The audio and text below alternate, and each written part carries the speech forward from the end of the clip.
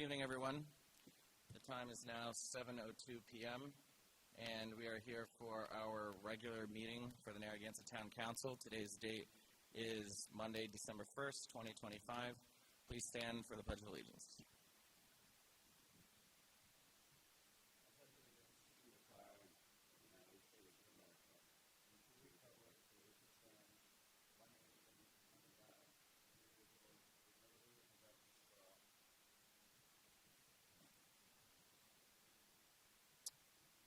So I hope you all had a wonderful Thanksgiving with your family and friends. And there's going to be a lot of exciting events going on this weekend, so please check out the Narragansett Parks and Recreation website for more information on those activities. So first item on the agenda is we have a presentation from Pet Patrol USA, Lisa Berry Barbosa. So good evening and welcome.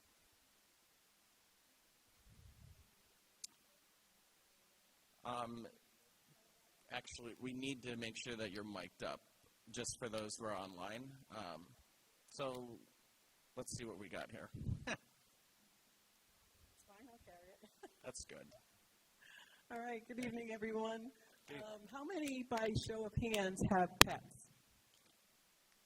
Pet owners? Okay. We know how much we love our pets, right? So I started a business towards the end of last year. It's called Pet Patrol USA. It's a pet taxi business, so it's a transportation and delivery service for your pets. So that if you're struggling to get your pets to the groomers or to the daycares or the boarders or any kind of enrichment appointments, as well as routine vet appointments, you can go on my app. It's really easy to use.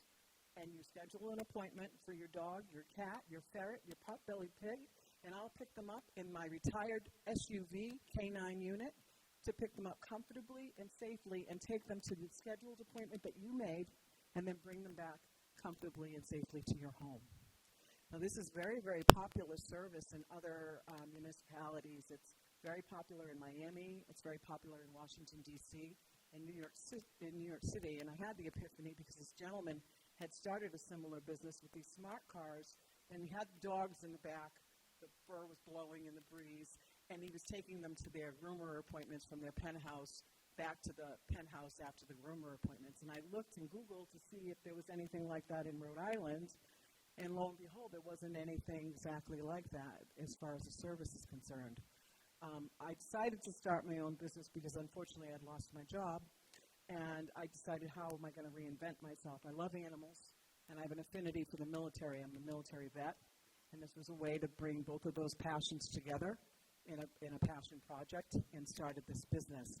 I was able to be featured on Channel 12, who did a story on veterans and veteran-owned business, and so I was featured there in August and got some great reviews and customers.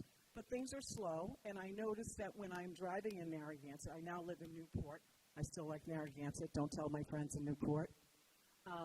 That I get a lot of looks because it is a K9 unit. It's an SUV. I look very much like a lot of the police who are in our communities. So I decided to go and reach out to all the municipalities, both fire and police, to tell them about my service. Because I also volunteer for Animal Rescue League of Rhode Island and Potter League in Quidnet Island.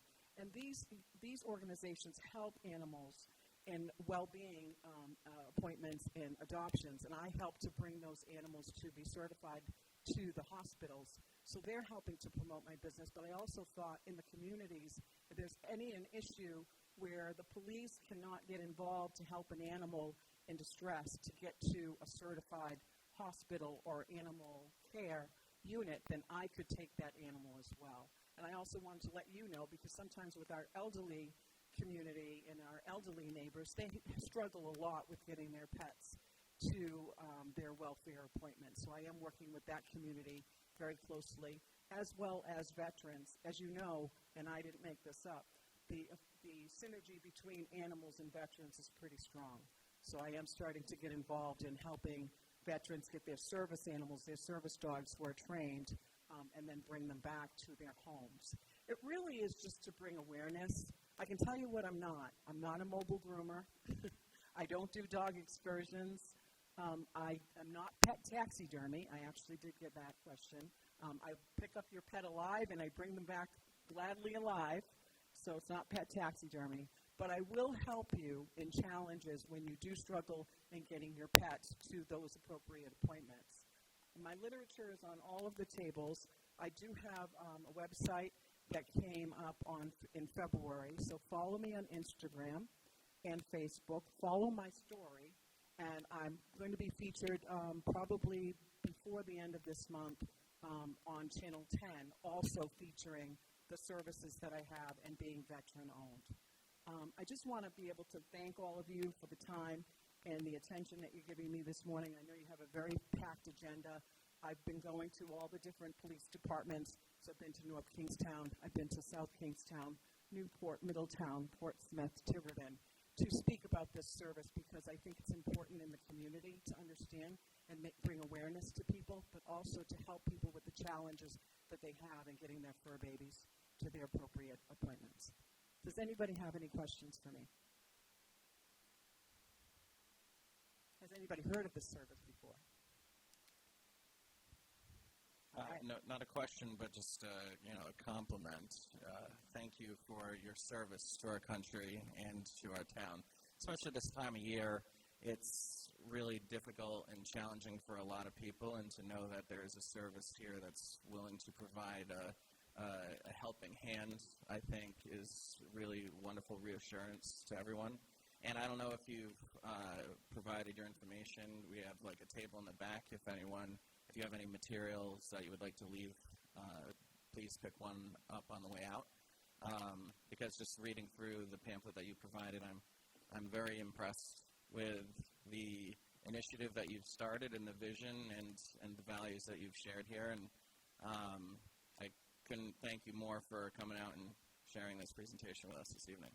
It's my pleasure, and I want to thank Chief Kyle because we've had a lot of misses in terms of trying to meet each other, but finally got an opportunity, and you've got a great chief in Chief Kyle. So I appreciate your tenacity in trying to help me to get here. So thank you all for your attention. Appreciate it. Thank you so much. Happy holidays. Oh, we can leave that right up there. Okay. I know it's a fun souvenir to take with you, but appreciate it. Thank you so much. And if you have any cards and pamphlets, we can just leave them in the back. Really appreciate it. Thank you so much.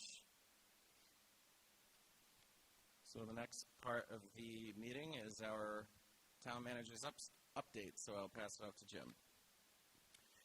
Good evening, members of the council, folks who are here this evening, and those who are listening from home. Hopefully they can hear us from home with the new system we have now. I've got a few texts saying that it is working fine. First of all, we'd like to hope everyone had a great Thanksgiving, and one of the things I can say that I've been very thankful for is the great crew that we have working here in town. I frequently say they are simply the best, without doubt. As you can see, our staff has begin their early decorating for the Christmas season. They tend to compete with each other, and sometimes it gets a little outlandish as we get closer to Christmas. Although the noise ordinance is on the agenda tonight, this is separate from it, just a little quick background on it, because it's been going on for quite a while. And it was the result of the agenda item came from several discussions with TC members, the police chief, the town solicitor, some people in the community, and the proposed new ordinance that will be going before you this evening.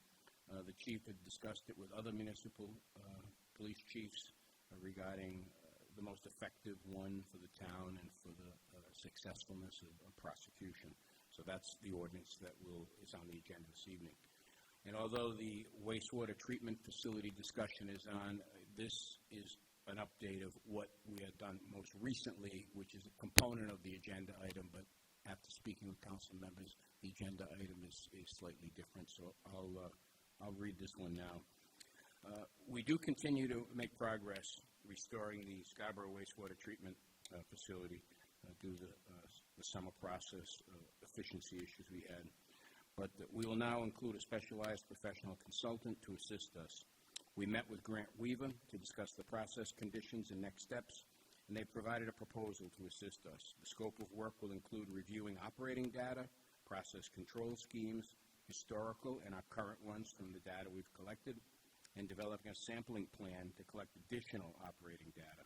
The samples collected by wastewater operators using portable samplers. providing recommendations for process control modifications after they evaluate it to improve performance, and evaluating the modified process performance to make recommendations.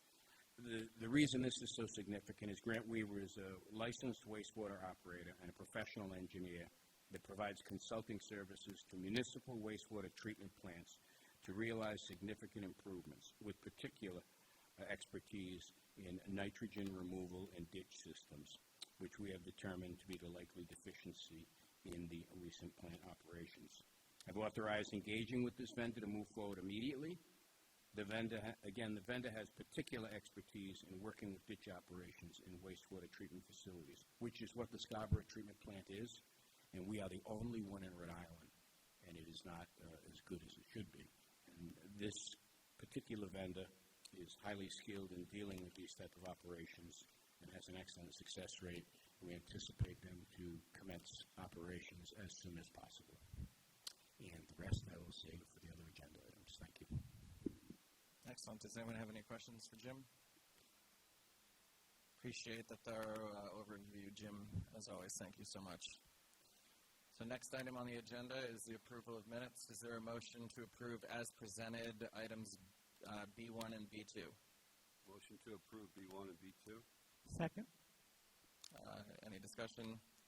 All those in favor? Aye. Aye. Any opposed? Motion passes 5-0. Thank you. On to the open forum portion of the agenda. Jim, do we have anyone who has signed up to speak this evening? Just a few, Alex. Patricia Panagiotis.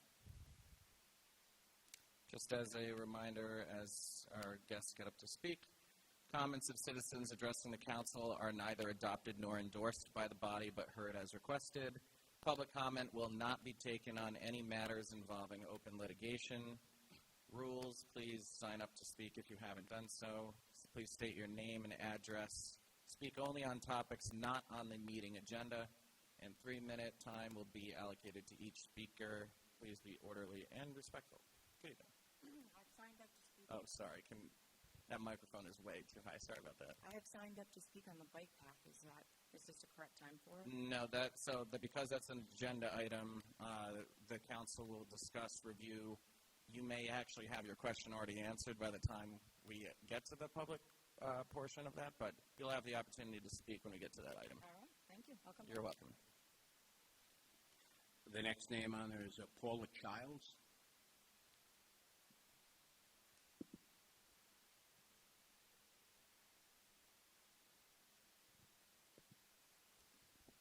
Hello, Paula Childs, 55 Lake Road. I have been reading part of the Wright Pierce engineering study that's analyzing what we're up against in terms of addressing the wastewater treatment plant in Scarborough, which I understand needs $76 million in repairs. Wow. We often hear about people complaining about the smell in the summertime, but where I live, every time I cross Bridgetown Road, I can smell sewage, even now in the late fall after a rain, and it's only going to get worse. I've read that we have 19 wastewater pumping stations that all need repairs to the tune of about $24 million. The DEM has pointed out that Point Judith Pond, Mumford Brook, Crooked Brook, the Narrow River are all contaminated with fecal coliform because of aging home septic systems that are leaking sewage directly into the water. And we all know the Narrow River has been closed to shell fishing since '89. I'm just wondering why the town isn't taking a more active approach to, controlling that septic runoff. The Wright Pierce engineering study says it might take 20 years to fix all this wastewater management problem. But we're in the middle of an environmental crisis. There's a new threat on the horizon now, and that's a coming building boom. The engineers estimate the town is looking at a projected build-out of possibly 1,576 new homes in the next 2 decades. That's thousands of new residents taking showers, flushing toilets, all going into the failing waste treatment system. And it's going to add to the water pollution in our rivers and streams and even our land. I'm afraid this council seems poised to approve new regulations that might make it easier to build more homes, bigger homes, homes on wetlands, which makes no sense. Did you know that the loss of wetlands increases the risk of flood damage, and it lowers water quality, and it destroys biodiversity. Wetlands are natural filters, and when you take them away, you're looking at even more destructive floods. And if you think that these proposed new building regs are going to aid the affordable housing crisis, take a look at these figures. In the past 5 years, only 32% of all homes purchased here are owner-occupied. Historically, this town has had an owner occupancy rate of 63%. It's now only half that. The Crane Report on Affordable Housing notes that right now over half the homes in Narragansett are not owner-occupied, which means that outside investors have taken over our town. They buy a property, they rent it out to college students or as an Airbnb. We can't afford to pass looser building codes that mimic what has been done at the state level. We are not Providence or Cranston or Warwick. We are a coastal town, much of us in a 100-year floodplain. We live in a fragile ecosystem that must be preserved and protected, and instead we're literally swimming in sewage when we go to the beach. So before we build one single more home to an outside investor, we have to solve this big, nasty problem. I urge the council to take dramatic action now to address it. Thank you. Appreciate it. Scott Feder.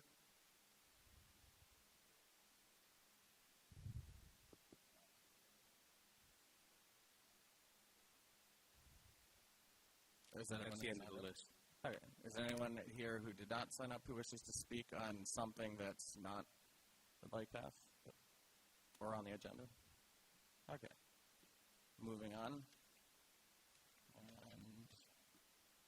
So we are now into our public hearing portion of the agenda. Is there a motion to hold? Aren't we already in the public hearing because we continued it? Is this worded correctly? I just want to make sure we're the same. Okay. Is there a motion to hold a public hearing on an ordinance and amendment of Appendix A of the Code of Ordinances of the Town of Narragansett, Rhode Island, entitled Zoning? So moved. Second. Discussion. So this public hearing was continued at the end of the last meeting. There was a really great presentation that Ms. Sabo shared with us on the overview for the coastal and freshwater overlays, and I think we would like to call Ms. Sabo back up. Alex, sorry, we don't think we actually voted on the motion to reopen, or continue the open public hearing. We think you might have not voted on that, just for procedural purposes. I thought, oh, thank you. We moved and seconded it. Thank you. I'm going at lightning speed here. So it was moved by McNally, seconded by Colonies. All those in favor? Aye. Any opposed? Motion passes 5-0. Apologies. Thank you. So with that, everything that I said is still on record, I hope. And we'd like to call back up Ms. Sabo to give us an update of what's been done since the last meeting.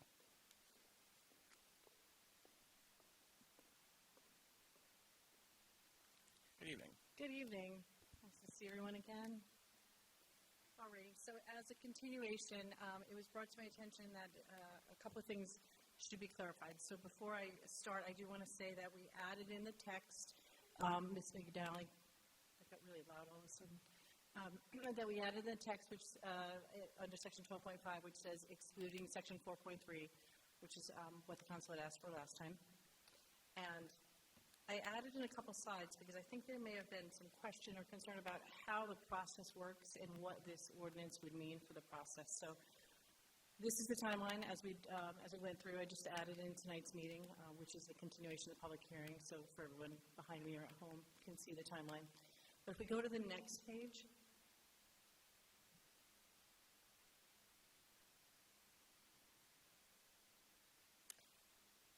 I think Mr. Holland has control, so I'm just waiting. There we go. Okay.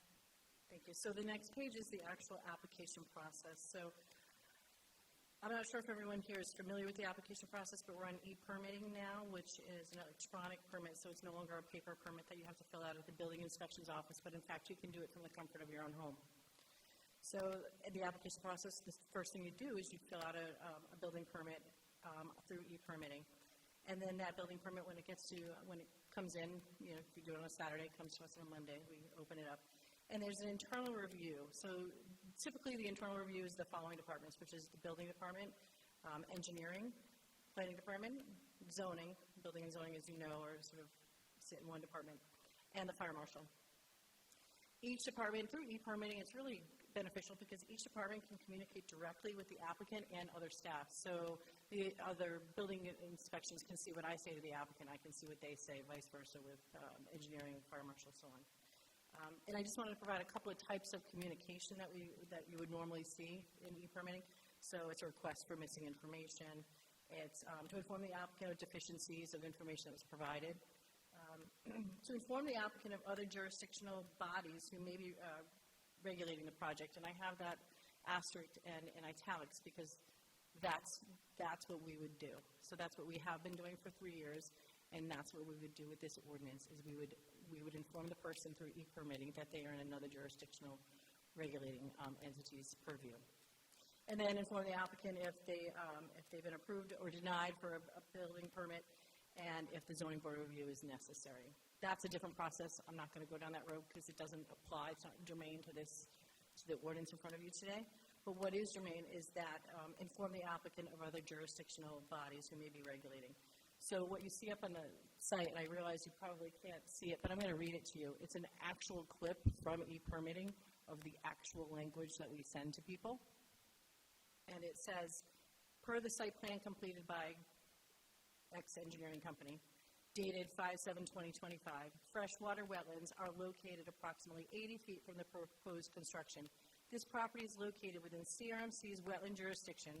CRMC approval or exemption will be required prior to the issuance of a building permit. That's how we notify them, and then that's it. That's what they get. I want to make a point, though. Oftentimes, especially if it's not one of what we refer to as a frequent flyer, someone who has an attorney or just familiar with the application process because they've been in town a while. Oftentimes, they reach out to either my department or the building inspections department, and they ask for guidance, they ask for assistance, and they ask for a starting point. And once we hear about what project they want to do, if it's an addition, it's one thing. If it's a demo rebuild and we look at their lot and there's a wetland on it or they're close to some other environmental feature, then we try to point them in the right direction of what they need to do prior to even applying for that issuance of the building permit, because they're going to need a site plan.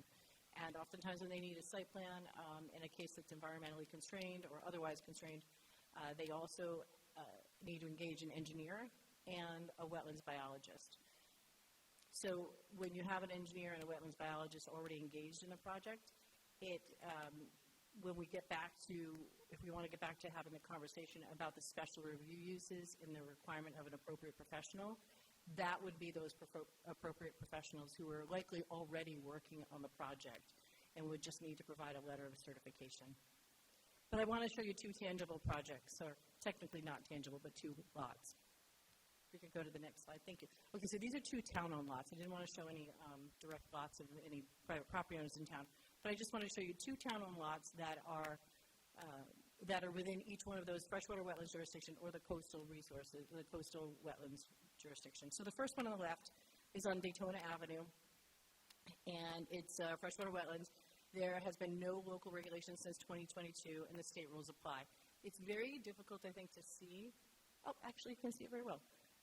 So what you see with the legend underneath, where it says coastal wetland, inland wetland, and then with the state wetlands is at the bottom. So that inland wetland, which I tried to darken it up on the lot as the example, the one with the blue line around it, you can see that that lot appears to have a significant amount of wetland on it in the back portion, and then in the front it also has what we would refer to as a suspected wetland, which I know in that area is in fact an area subject to storm flowage. So in that case, we would inform the person of their need to go to CRMC and have that edge verified before they can come in for a building permit, or before they can continue the application. So then the lot on the right is Middlebridge. You're probably familiar with that one as well. I believe it's 95 Middlebridge. And that lot I used not only because it's a town lot, it's a little difficult to see because the layers are stacked on top of one another, but it's a coastal wetland. So those little pink portions that you can see are actually just the bottom layer, unfortunately.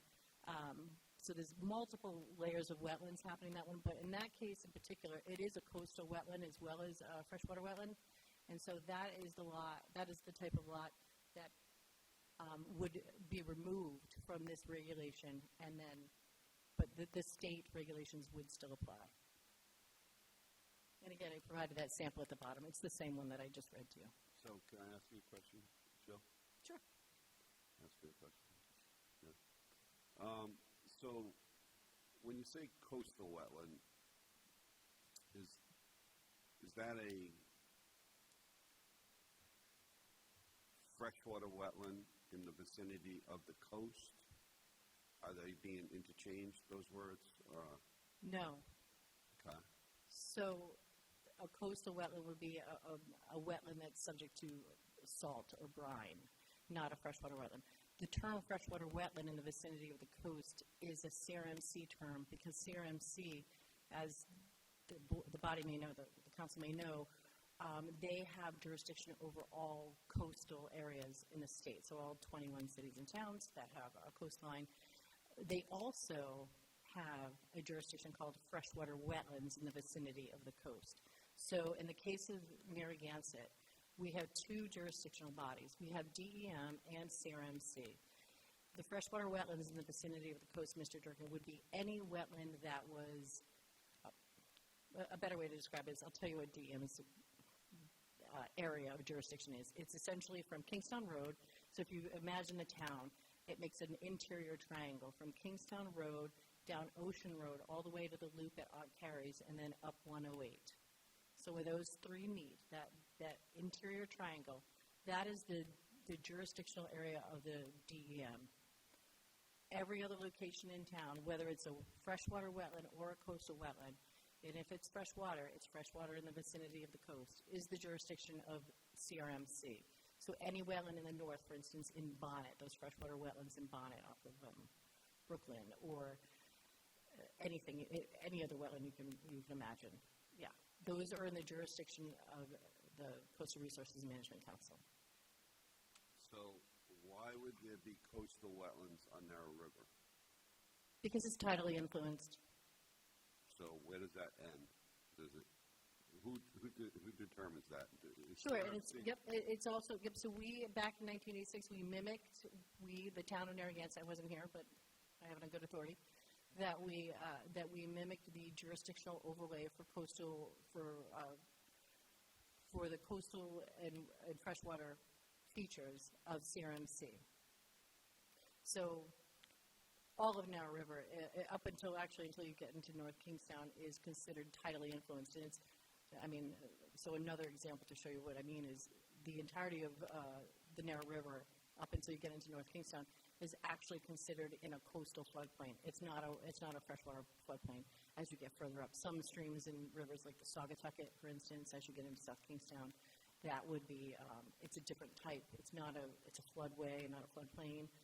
But we have all coastal floodplains in Narragansett, including the river, the pond.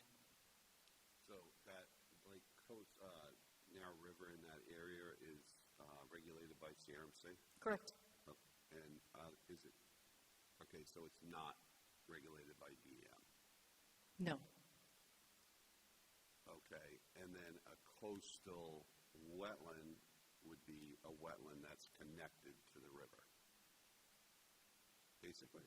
Not necessarily, because as we know, so it could be a freshwater wetland. So as a stream comes downstream, if you think of Boston Neck Road as the high point, and then the water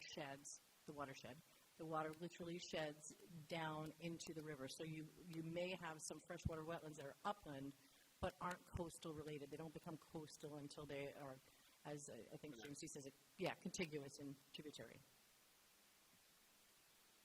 So if those were freshwater wetlands on that property, they would be freshwater wetlands in vicinity of the coast? If it was just freshwater wetlands. Mm-hmm. It would be? Like in that land that the town owns there, that would be considered? On Middlebridge, Mr. Durkin, or Daytona? No, on Middlebridge, So if there were no coastal wetlands over there, it wasn't on the river, for instance, we wouldn't have had jurisdiction on it in 3 years. It was a freshwater wetland. Joe, can you take off the layers? No, I can't. It's a static photo. And Jill, just DEM would still be in charge of that freshwater wetlands if it was no coastal influence of that, in that hypothetical spot, correct? No, in Middlebridge? I'm just saying if there was no, if I think what Jim was saying is if the coastal influence wasn't there, the Narrow River wasn't affected by the tidal, If the Narrow River wasn't affected and it was just a freshwater wetland, it would be DEM, correct? it would be a state regulating body. In that case, it's CRMC, but yes, it would be just a state regulating body. The town would have no jurisdiction. So I guess if the river just flowed one way and didn't come back in, it would be DEM, right? Because it'd be fresh water coming from, what, Petasquamsky Lake or something? DEM's jurisdictional area in the town of Narragansett is in that triangle that I mentioned. Oh, okay. It's only in that triangle. Everywhere else, it's either coastal, because it's 200 feet from the edge of the coastal feature, or it's considered, as you mentioned earlier, freshwater wetlands in the vicinity of the coast. So CRMC does have jurisdiction over freshwater wetlands. In the town of Narragansett, it is the entirety of the north end and all of the edges of the south end, save that triangle I mentioned in the middle. Right. So just another quick question. So the maps that you use, right? It talks about the Searle and Searle map from '86, and then so like when you go on the GIS town website, it's pretty confusing because there's so many maps. Is there a standard for maps throughout the state that the state uses? Are the town maps different than the states? Because it seems like, you know, how you do the town is at the top of the GIS system in the town, and then on the state, it's on the bottom.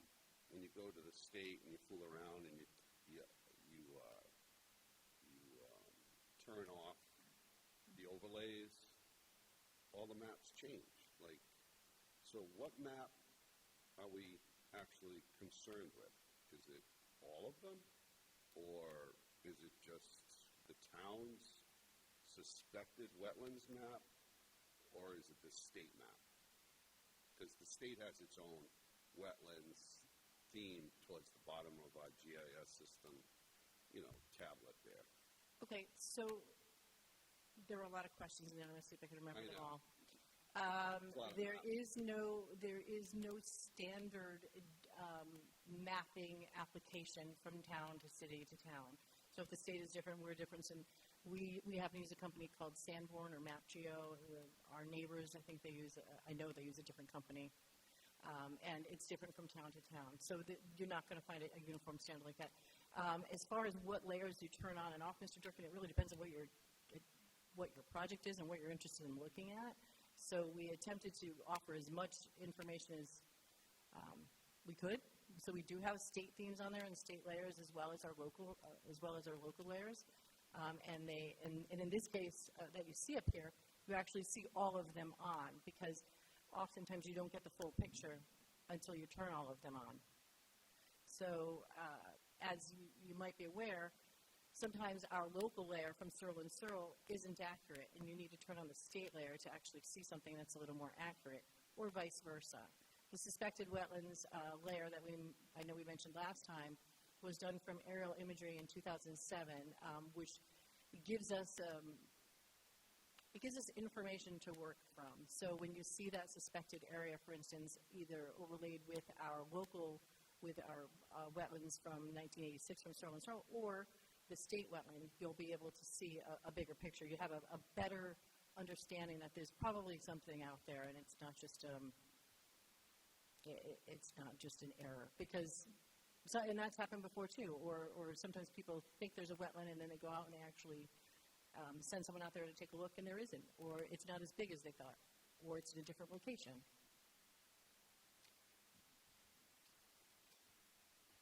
Okay. But to wrap all that up, it's not all it is it's a tool to allow people to understand what may be going on. As I mentioned at the last meeting, the town takes ground truthing. So if someone were to come back and say, in the case of the lot on Daytona, that the wetland line isn't in fact 3/4 of the way up that lot. It's it's only 1/4. It's more toward the back of the lot. And they had and that was verified through, in this case, CRMC. Then the town would accept that. The town accepts ground truthing over our GIS data.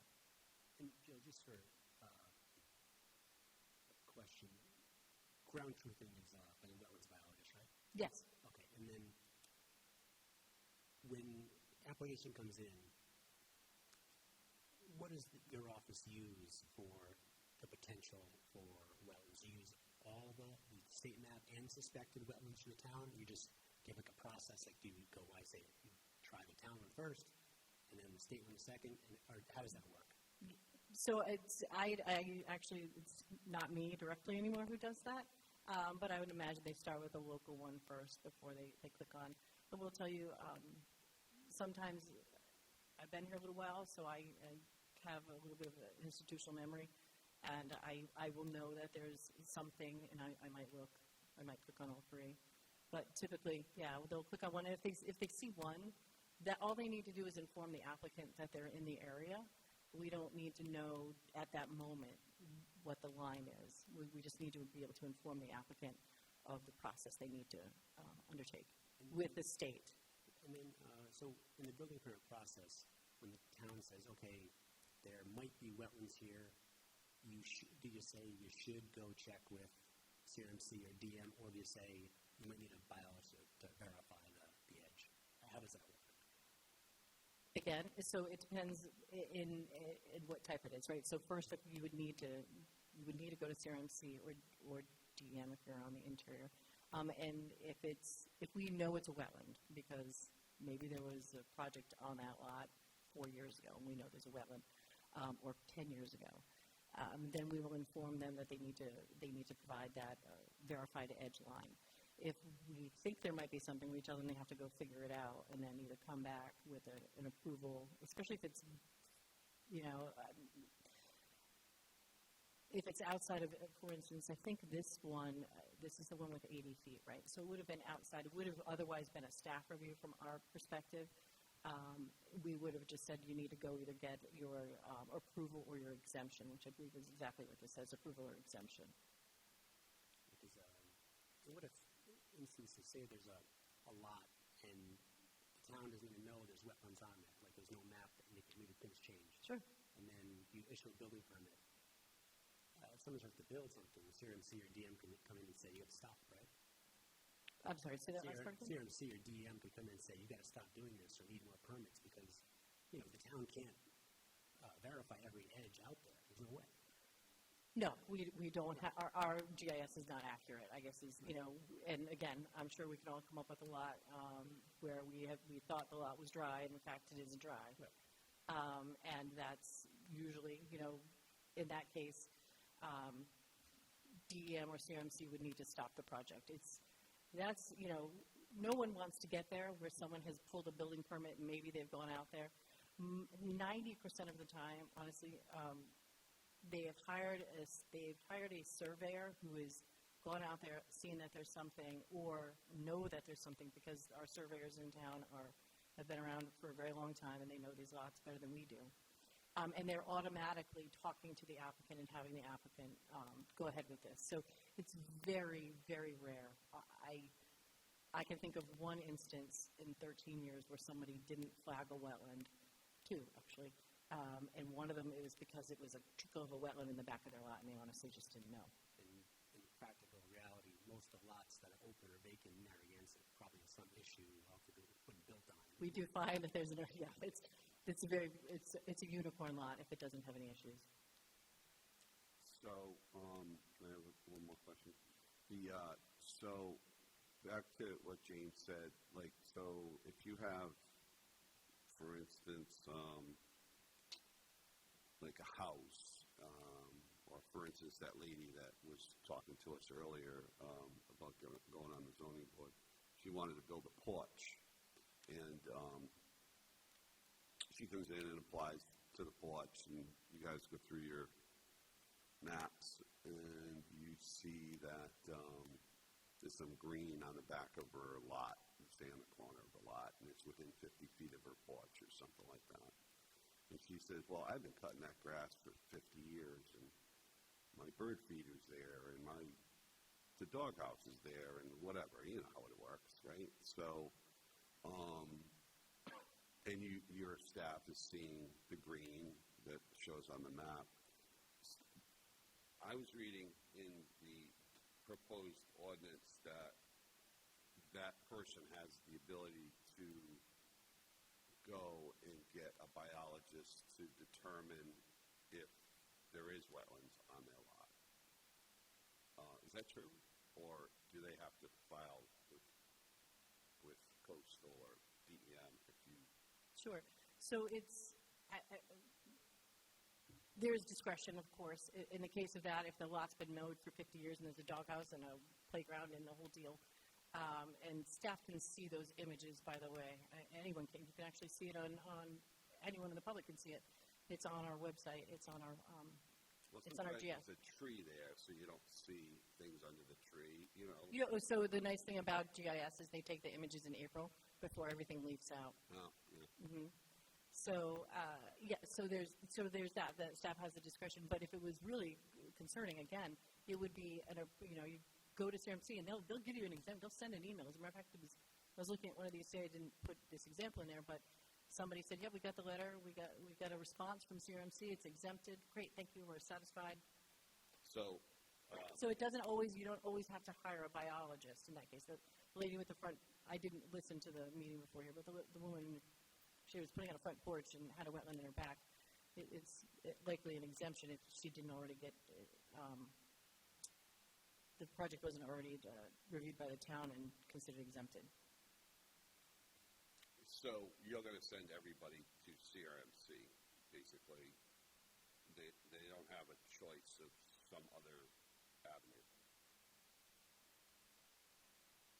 Well, Mr. Durkin, if a project is in CRMC or DEM's jurisdictional area, the town is just trying to inform the applicants so they don't end up down the road with a building permit and then end up with a half-built project because they're now in violation of the state regulating body.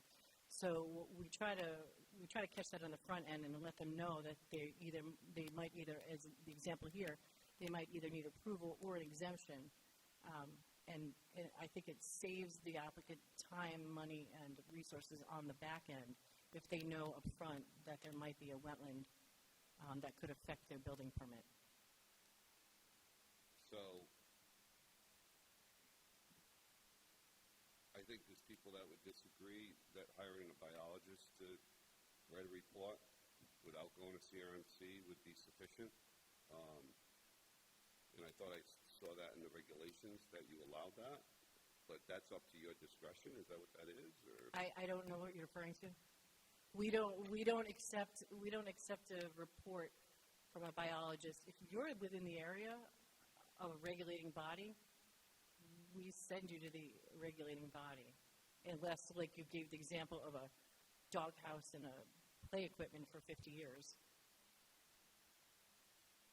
I think it would be a disservice to the public if we didn't inform them that they were potentially under another regulating body's jurisdiction. Right, but the basic body doesn't even know they're under that. They're not even, they don't even know they're in control of that without a flagging of the wetland, basically, right? That's what determines if you're in their jurisdiction, right? If you can flag the wetland, if it's on your lot, but sometimes you can't flag the wetland. But they may not know, but someone else, maybe the neighbor knows. Maybe the neighbor had to go through the process 4 years ago. I guess I don't understand the question. Let me ask you a different question. So what if the wetland area wasn't on the lot you want to work on? Like, say you have a house, you want to expand your porch 2 feet, and the wetland shows on your maps that it's possibly on somebody else's lot that abuts yours. Mm-hmm. What do you do in that case? Sure. So, again, it's a case-by-case basis, but oftentimes we tell them they need to go get an exemption, the reality is they can't pull a building permit, so, unless they can. That's not my department, but we try to inform them that they may need another jurisdictional body's approval, even if it's not on their lot, because oftentimes the wetland crosses over lines. If you look at the example I have up there on Daytona, as you can see, that wetland runs all the way along that side of Daytona, up and down those lots. All of them, or most of them anyway. Sure. Okay. Thank you. So I know Mr. Durkin asked a lot of questions there, but did you have any additional information in your presentation that you wanted to highlight? No, I didn't. That was the only thing that was brought to my attention, was that there might have been a confusion about the process. So the process is literally that notification in e-permitting with an example I gave you. Sometimes they're worded differently depending upon what it is. Excellent. Well, I appreciate the overview and the added work and effort here to clarify all of this for us, and I found it very helpful having that overview, so I appreciate that. With that, does anyone else have any other questions or comments for Jill? Or any follow-ups based on the questions that Jim asked? Just an overall question. You kind of touched on this last time, that this whole review was to simplify the process for applications for folks potentially within coastal and freshwater wetlands. Just want to again confirm that what's in the errata sheet with the inclusion of section 4.3, this includes both coastal and freshwater wetlands. Yes, excluding section 4.3. So that was a belt and suspenders addition at your last public hearing. Yep. But we had already, if you flip probably back in the pages, you can see that we had stricken out all of the special use permit criteria and the development standards. A couple of those development standards you can see trickle down to special review uses and the planning board. The planning, actually, the subcommittee at the time, Mr. DeSimone and Mr. Brady, they wrote that back in, and then the full board did review and approve unanimously. But yes, so to answer your question in a long way, it does remove the requirement for special use permit for freshwater wetlands. That was already done 3 years ago, and coastal wetlands, correct. Thank you. And I know it was brought up as a point of concern during the open forum portion, but just as a point of clarity here, that this is not a runaway free for all for anyone that wants to develop or build on a wetland can do so. No, no, because it still falls. So we still have that. We still have the special review use. We're still looking. We still need the flag line in some cases because of other provisions in the ordinance. But at the end, there is a state regulating body who's going to be reviewing and approving or augmenting. One thing I probably should mention is since we lost our regulation, for instance, we do get the notifications from DEM. As by way of example, we get those notifications from DEM that inform us of the projects, and those notifications go to our Conservation Commission, and they review them. And if they have a concern, they let DEM know. If they had an objection, they would come through you. If they have a concern or they wanted more information, they would request it from DEM. Excellent. Or CRMC, for that matter. Thank you so much. I really appreciate you clarifying that. Does anyone else have any other questions before we open it up to, public comment? I have one other question. Well, your mic's on already, so you can just talk right into it, Jim, if you have a question. So, Joe, is there anything like in the ordinance still that will create duplication from someone trying to do something with their home, that the town is going to duplicate what the state's going to do, or vice versa? Because I think that we're here because the state has said they don't want the town interfering with the DEM's ability to regulate wetlands and CRMC's ability to regulate the coast. And we have these like little things going on that seem to do the same thing. And I know some of them are being taken away, but it's almost like 4.3 is really to do what they do. And we're keeping 4.3 and amending it, but it's still there, you know. So is there any situations where someone who would be building close or adding onto their home near a freshwater wetland or a coastal feature will come into a special use permit situation at all? So those are, you're talking about two different things. So this draft that you have before you, as I mentioned 2-3 years ago when the state promulgated its rules, the town ceased regulating freshwater wetlands. This ordinance in front of you will cease regulating through special use permit coastal wetlands. If there's duplication anywhere else in the ordinance, Mr. Durkin, I mean, my first response is probably, because the ordinance has been around since 1968 and has been, you know, updated and amended more times than I'm sure years I've been alive. So, but if there's I would refer to your legal counsel to see if there's some other. I'm not aware there. If you're referring to coastal feature, that's a different section of the ordinance, and that's not a section of the ordinance that this council asked the planning board to review in August. It asked the planning board to review section 4.3. Coastal features have a different description, and it is in our ordinance, so there is a possibility that if you are in the jurisdiction area of a coastal feature, that you might still need relief, but that's not what was put before the planning board. I thought it was 4.3 and 4.4. It was only 4.3. The workshop that you had in August was households, 15% modification, in section 4.3.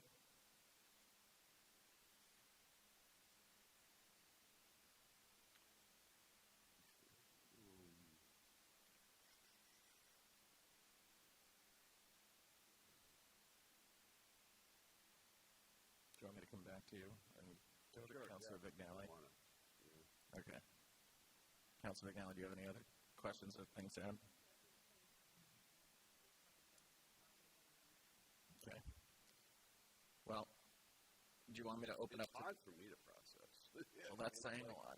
Yeah, I mean, it's hard. You know, I haven't built a house in 30 years, but I mean, it's like, it's just confusing.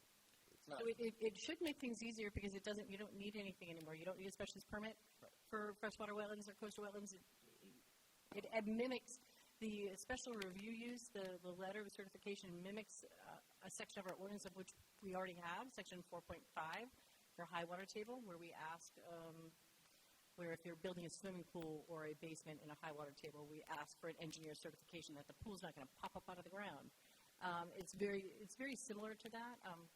Different certification type, things that you're looking at, but there's no requirement anymore for a public hearing or a staff review for either one. It follows very, very similar to what we put in place in 2023.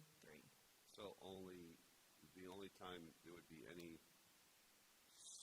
possibility of a special use permit or town regulation that exceeds the state's would be a coastal feature? Is that fair to say? No, we don't exceed the state. The town still does have section 4.4, which was requested, but 4.4, which are coastal features and do have a specific definition in the ordinance. I don't have it in front of me, so I can't read it to you. But our jurisdictional area is not greater than the state's. It's not. We don't have a greater jurisdictional area than the state.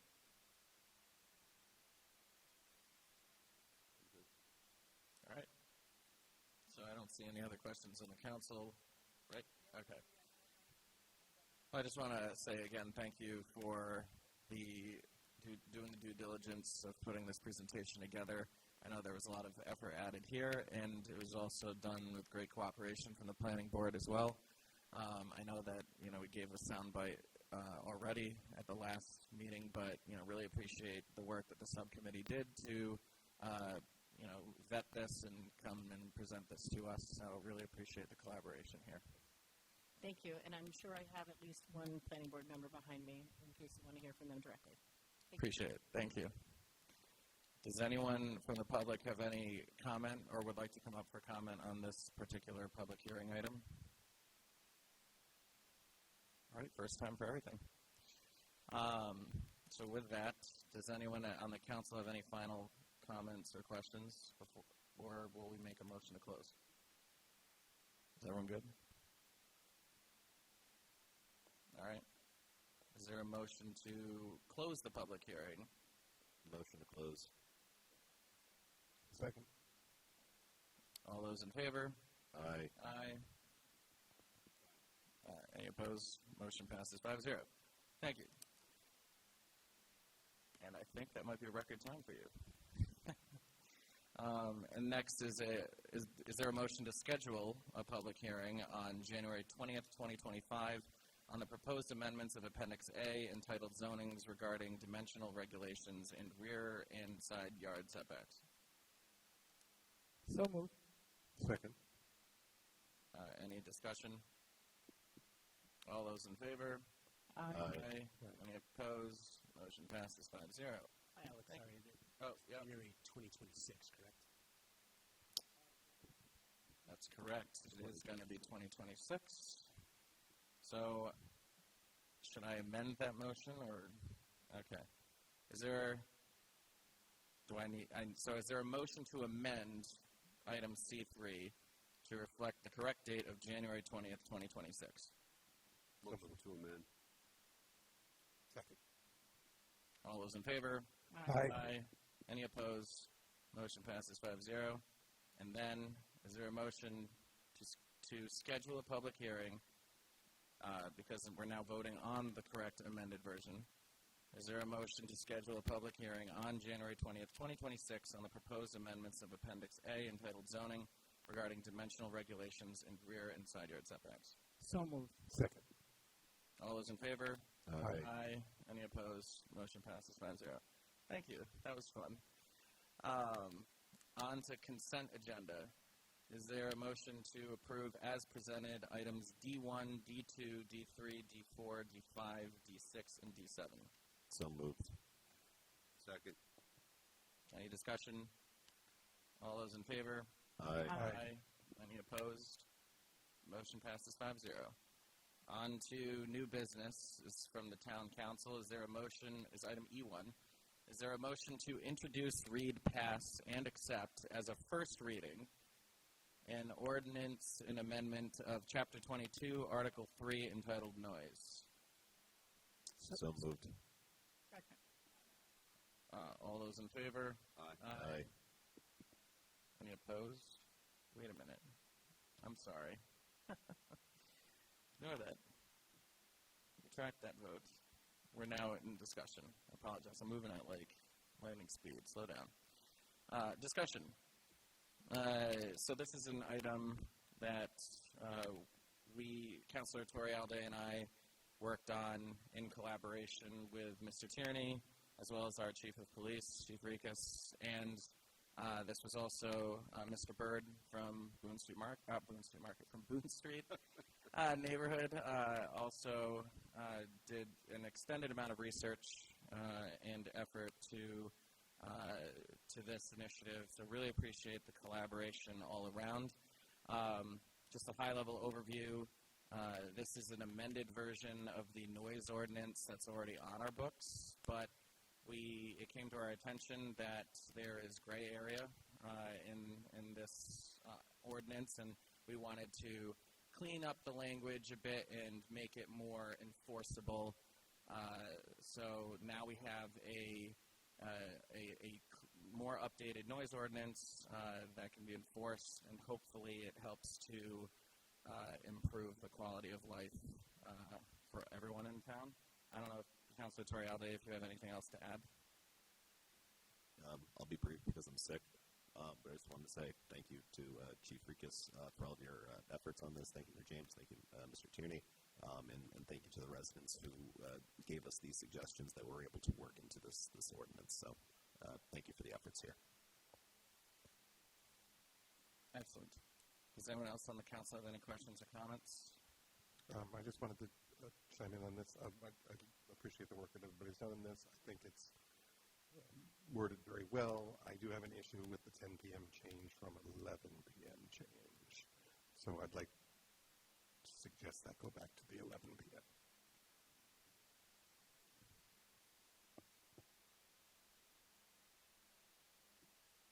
Okay. Does anyone else on the council have any comments on that? I think, sorry. Go ahead. No, you go ahead. I asked the question. I think 10's a little too early, only because we changed their closing time to 11:30, right? So For the outside. for the outside, so that the noise would be regulated from the outside, I would think, right? So I would think by the time 11 o'clock comes, if people know they're leaving at 11:30, they can start quieting down. But to start, I don't know. It seems like it's. I think maybe we try 11, and then if it doesn't work, adjust it. But I feel like 10 o'clock's a little too early, you know. Well, I think this isn't meant to be specific to Boone Street. It's an all-inclusive of the entirety of the town. So if we're saying 11 p.m., it means that even up in Metatuxet, that people can have loud parties until 11 p.m. And the thought behind this was that this would be, continuing in line to, what we're seeing as the umbrella, 10 p.m. being the standard time, I think. So I understand the feedback regarding the 11 p.m., but I think that was where the initiative for the 10 p.m. came from, not only specific to the Boone Street area or specific to any specific area in town, that this would be applicable to all parts of town. So that's my feedback, but is there a general consensus on the 11 or versus a 10? So as you said, this would apply to the entire town, not just that one particular area. Right. Okay. Okay. Your house, my house, right? Yes. All residential property as well, right? Yes. Yeah. So, thank you. Does anyone from the public have any comments that they'd like to add to this item? Yes, Mr. Friday.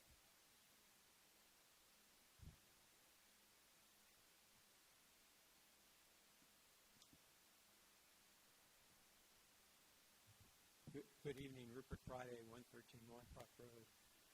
I would encourage keeping the 10 o'clock, or if you don't keep 10 o'clock, have it 10 o'clock on weekdays. Otherwise, you have large student parties going late at night.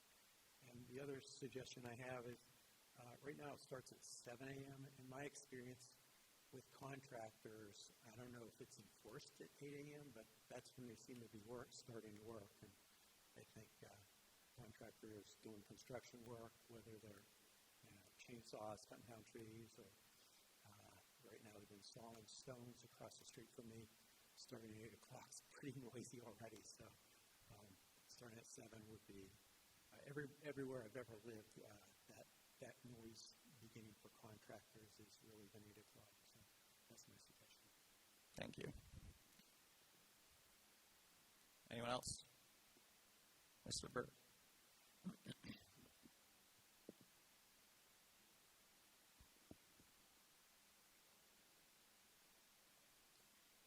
David Bird, 2023 Perkins Avenue. I've got some documents I'd like to pass out.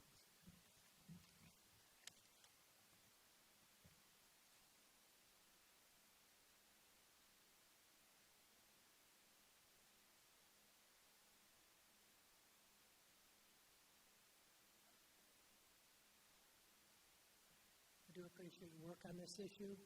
Just a couple issues. One of them I think is very important. The other is just a clarification on a section. Well, the first one refers to 2247.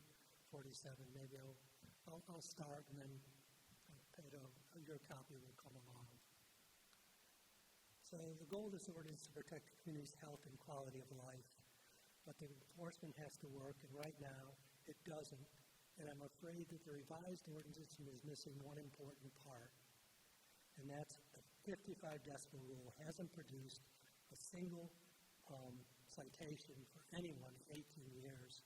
And so it's similar to the old one relative to the same timeline, same time periods. In the next one, you're right, Mr. Perkins, it was a change of time. But for this one, it's the same time periods.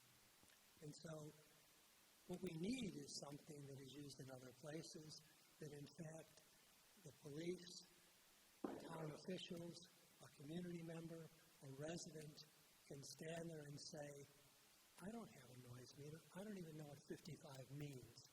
The 100-foot, in some cases extended to more, allows you to stand there together or alone and say, I can hear it.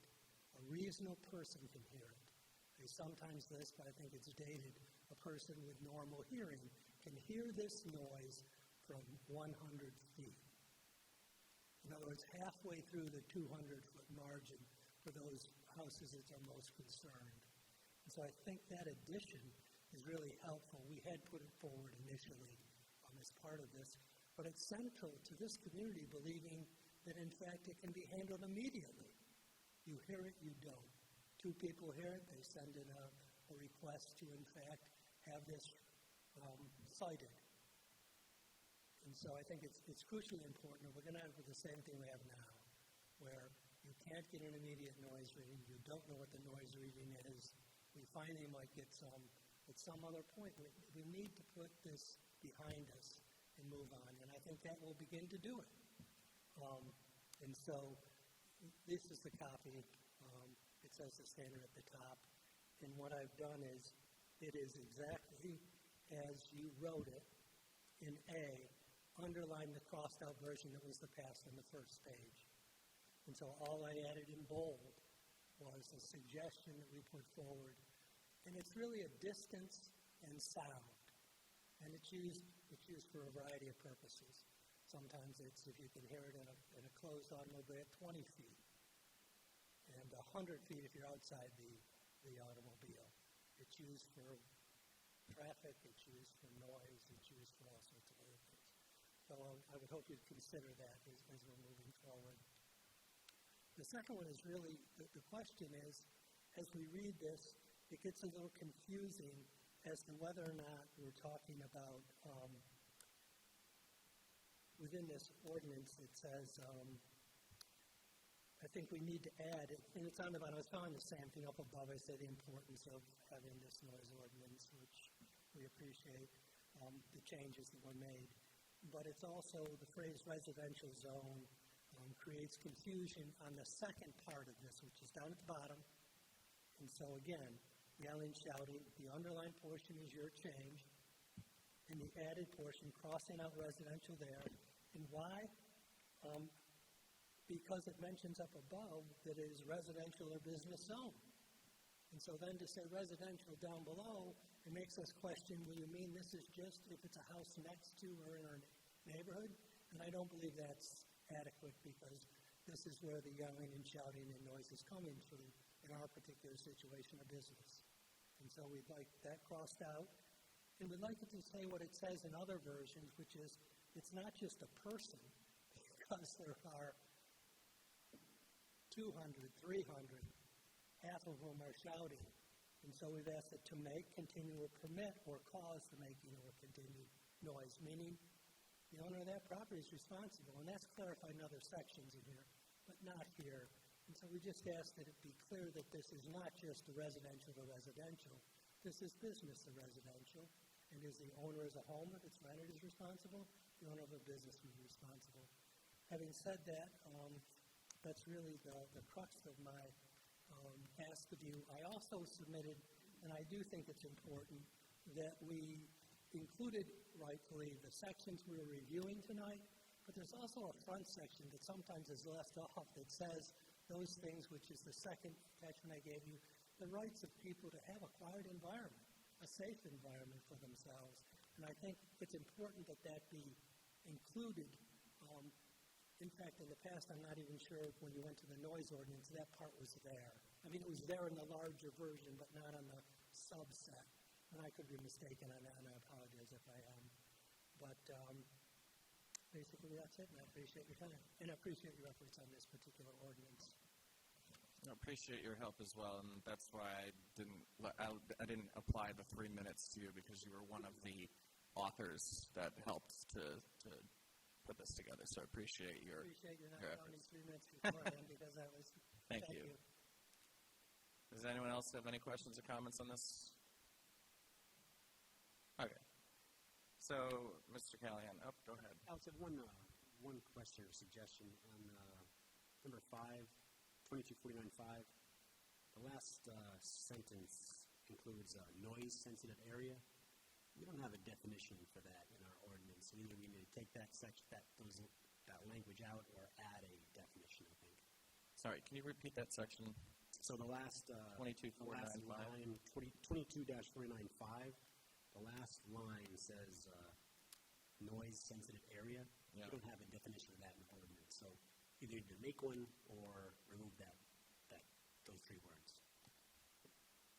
Generally, those are like schools, hospitals, residences, daycare facilities, long-term facilities, churches, library areas. Just so you know. So I think there's been some great suggestions brought up this evening that, we could take back and revise the language here. Procedurally, do we just continue this or pass this as written and then amend it, and then at the second reading? I think we can make changes for the second reading. Does that make sense? Right. To make changes that... So we'd have to go to another first reading? Right. Okay. It seems like whatever you decide to change, we'd have to incorporate. So then could I just pull this item now that we've already discussed it? I'm just trying to think what's the best procedure here. Because I think that these are, I want to make sure that these are being considered. Yeah, we could continue it for the time being, bring it back as a first reading with edits, and then do it that way. Okay. It doesn't have to go to a date certain because it's not a public hearing in terms of like a zoning ordinance. Okay. So then with that being said, is there a motion to continue this item E1, to a date uncertain, even though we're going to make every effort to put it on the next meeting, but to a date uncertain, to the next, so that we can review and amend. Does that make sense? Okay. You want a motion for that? Yes. Motion to continue to a date uncertain. Is there a second? Second. All those in favor? Aye. Aye. Any opposed? Motion passes 5-0. Thank you. Yep. Oh, yep. We're going to have a brief recess, and then we'll come back in about 7 or 8 minutes.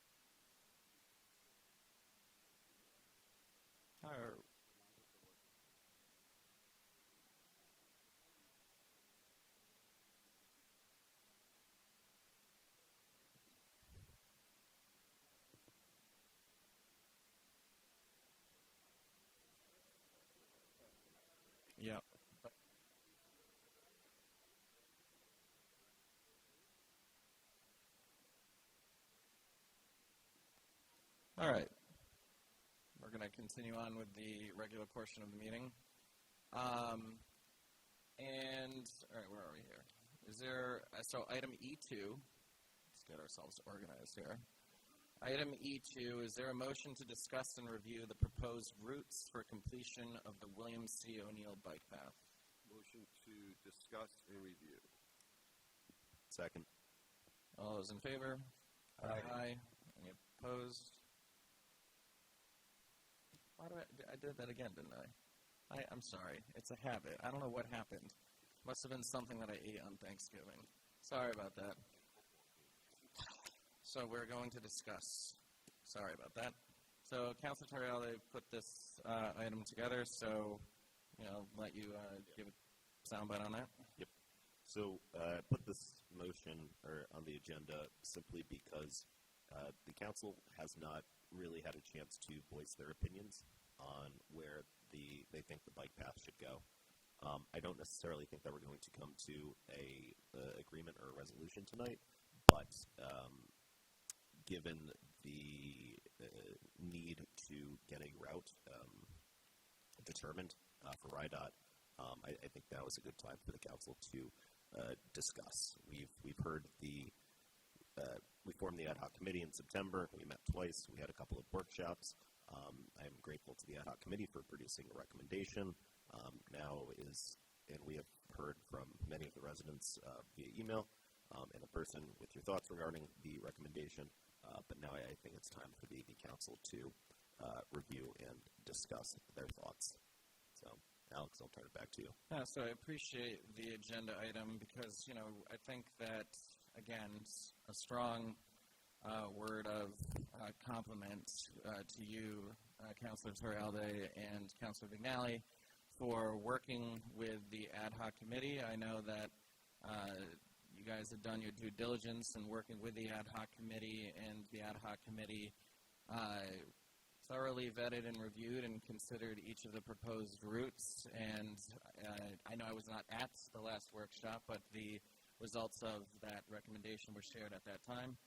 And now that the council has had time to take into consideration the recommendation from the ad hoc committee, as well as the, I think, many years of studies that have, and time that have been undertaken to review each of the alternative routes, I think it's a really good opportunity and maybe a little overdue for the council to be able to deliberate and discuss and maybe to narrow down some of the routes so that maybe and hopefully, it would be my hope, but again, it's going to be all up to the dialogue here, that maybe we can have a vote on a path at the next meeting. That would be a nice Christmas present for the town, hopefully. So with that being said, I know that one of my key takeaways from the work sessions and workshops, and sorry, just to interrupt myself, the council is going to discuss and deliberate, and you'll hear from us. And at the end, if anyone has anything new that they would like to add to the discussion, the public will have the opportunity to speak. The same 3 minutes will apply. With that being said, again, I've appreciated the thorough research that's been done. I think Mr. Friday, again, has shared the incredible research that he did firsthand for the ad hoc committee and shared the many findings as well as, taking into consideration not only residents but those that use the bike path, not necessarily biking the path, but, residents and people who come into our community who just want to have a safe, a safe way to travel from point A to point B without having to be concerned about vehicle traffic or things like that. There's also, it was brought up at previous meetings about what it is that we would like to see. What is the vision for a future bike path? I think we can all agree that none of them are perfect, but I will be the first to admit I think it would be very irresponsible for us to not use the $3 million that we have at our disposal. I think that with all of the amount of time and energy that's gone into reviewing and considering each of these plans, I think that would be irresponsible of us to move forward with a consideration of one of the paths, and that's my own opinion on that. So with that being said, I don't know if you guys have, I look to you guys, I don't know if you want me to have any of you just jump right in into your opinions, or if you want me to work around, if somebody wants to jump in with their thoughts right off the bat. Sure. So I'm just going to say this again, but I'm grateful to the ad hoc committee for the efforts that went into it, review of the routes, and the recommendation that was produced. I refrained, as did Councilor McNally, refrained from really voicing opinions during the committee because this was a time for those committee members to make their opinions known, as well as not wanting to influence one particular route or a vote to go a certain way. Having said that, I personally am not the biggest fan of the Narragansett route, which was selected. To me, That's Narragansett Ave. Thank you. Narragansett Ave. I can't justify the elimination of the 87 parking spaces when we have really a parking issue during the summer. I can't justify eliminating that many. So, personally, my preference in route, having heard everything, having reviewed everything, is to continue the path behind or through Sprague Park, behind the Indian, proceeding down Wanda, Narragansett Ave, taking the left at the three-way intersection, and ending there. And I select this personally just because having looked at all the routes, Wanda seems the most similar to MacArthur Boulevard in South Kingstown, right next to the post office and Cantina del Rio.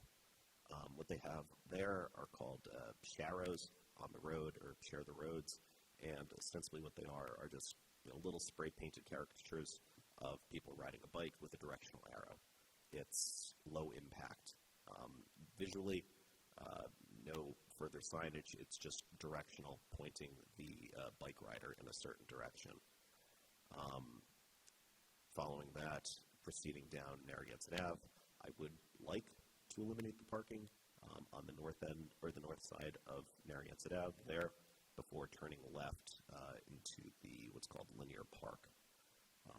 I think that is a fine ending destination, and as you proceed down Boston Neck Road onto Ocean Road, you could view the beginning of the bike path as a welcoming to the pier. Put up a hutch, put up a welcome center, something like that, as a starting destination, which I think fulfills the goal of the bike path of ending at the beach. So that is my 2 cents on the matter. So if everyone is in agreement, we'll go down, if this makes sense, and please tell me if this doesn't make sense. Just everyone will just give their initial feedback, and then we'll, go at and ask each other questions. Is that all right? Okay. So I, too, don't love the idea of going down Narragansett Ave and taking away the parking situation down there. There are businesses, there are beach parking that goes all the way. I have two different thoughts, one similar to Ryan's and one a little different, but the end point for me is different. I would like to see the bike path end in the pier, frankly. I think either at the old library or the new library, I think it can be discussed either way. It puts you in the heart of town. It gives bikers a chance to go in and get business to our town, or then they can walk to the beach. I think it gives it a lot of different options. I can see it going both ways, and I think it's share the road each way, to be honest with you, much like MacArthur Boulevard. And that is either down Wander to the right to the intersection and into the new library area.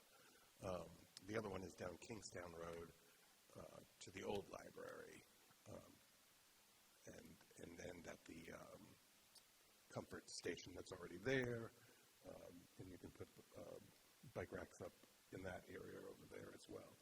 Again, I think it gives the people a better option of giving business to the town or going to the beach, either way forward. So those are the two that I'm interested in, and I'm happy to hear thoughts from the rest of the council as well. Thank you. Should I go next, or I'll go last?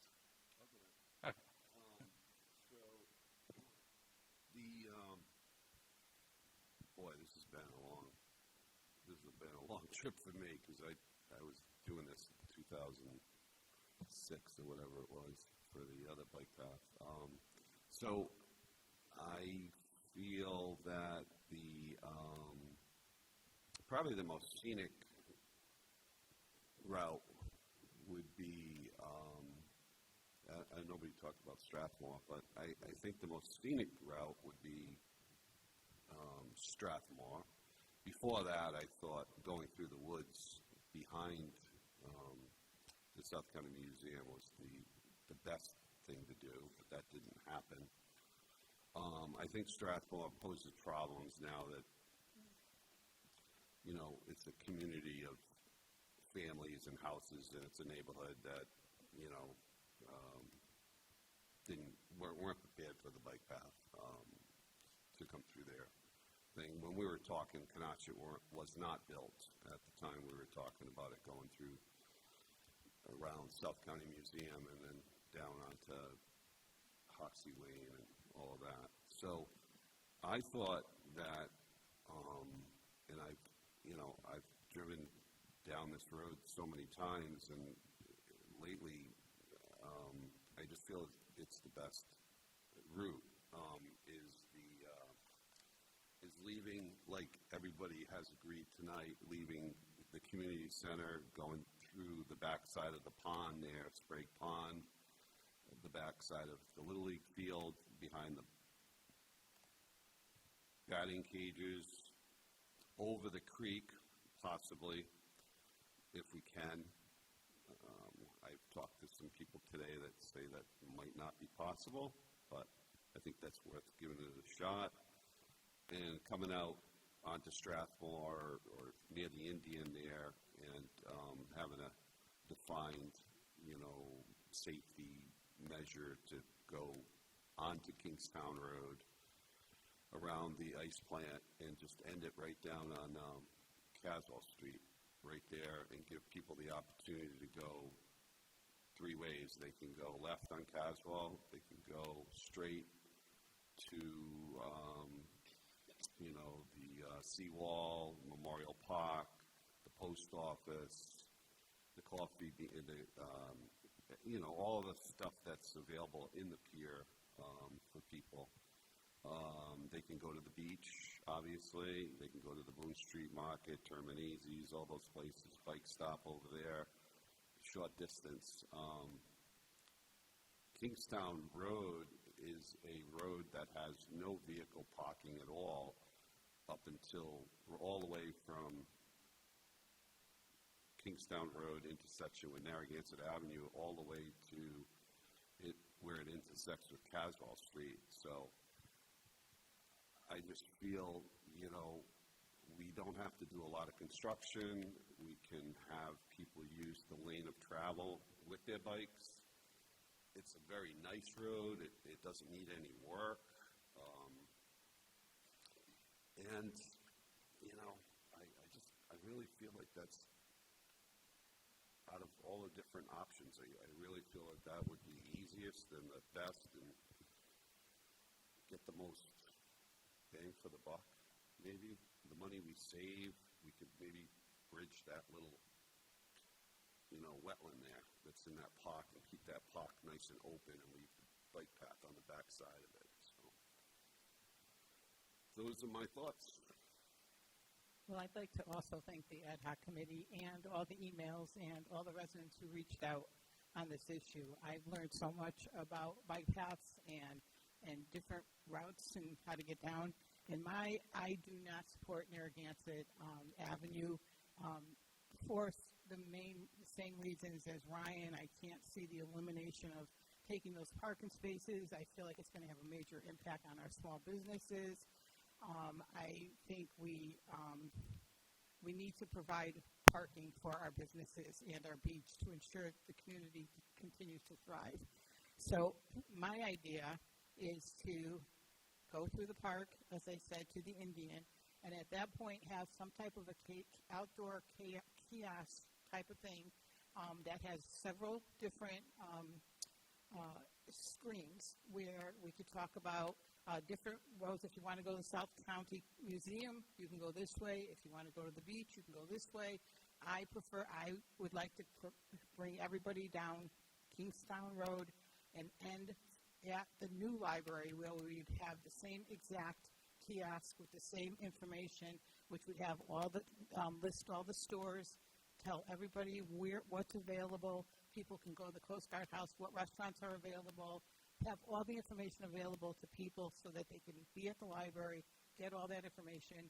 If they choose to do it prior to going down to the new library and they mainly want to go to the South County Museum, this would be the way that they can go to the museum. If you want to go to the beach, this is the way you can go to the beach. So I think at the Indian, we can direct people, but I think the main path would be down Kingstown Road to the new library, and what's a better place to have information than at the library? So that's my idea. Well, thank you. And I think what I've appreciated from each of the council members before I go into my thoughts on this is that it sounds like each of you have taken into consideration very heavily the impact of eliminating parking spaces would have on the community. I agree. I too am opposed to going down Narragansett Avenue. I think that it's been shared many times publicly, and I think anyone who's familiar with that road knows how very well trafficked it is. And again, the 87 parking spaces are just too valuable for the community. So that's why this actually was the first path that I eliminated for myself when I was considering everything. I was a big advocate of the Strathmore bike path initially because, again, when we're talking about vision, where, all of these different bike paths had, different things going for them and highlights. So the Strathmore route, would take you through South County Museum, which, in my opinion, we do not do enough to bring awareness to this tremendous asset to the town. And if it's not done through a bike path, I think we need to do better as a community to raise awareness that it does, in fact, exist back there.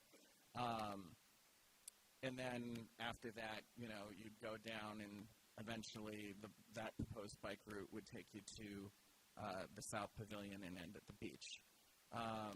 Bonda Street, similar impact. It'd take you down. You wouldn't have the luxury of going past the South County Museum, but it would take you to the beach. And then Kingstown Road, I appreciate actually the thoughts that have been presented that it would get you most of the way there into an area in the center of town where your local businesses are, our library is. I don't know if somebody had mentioned that the old library of like what it could be utilized for as a station.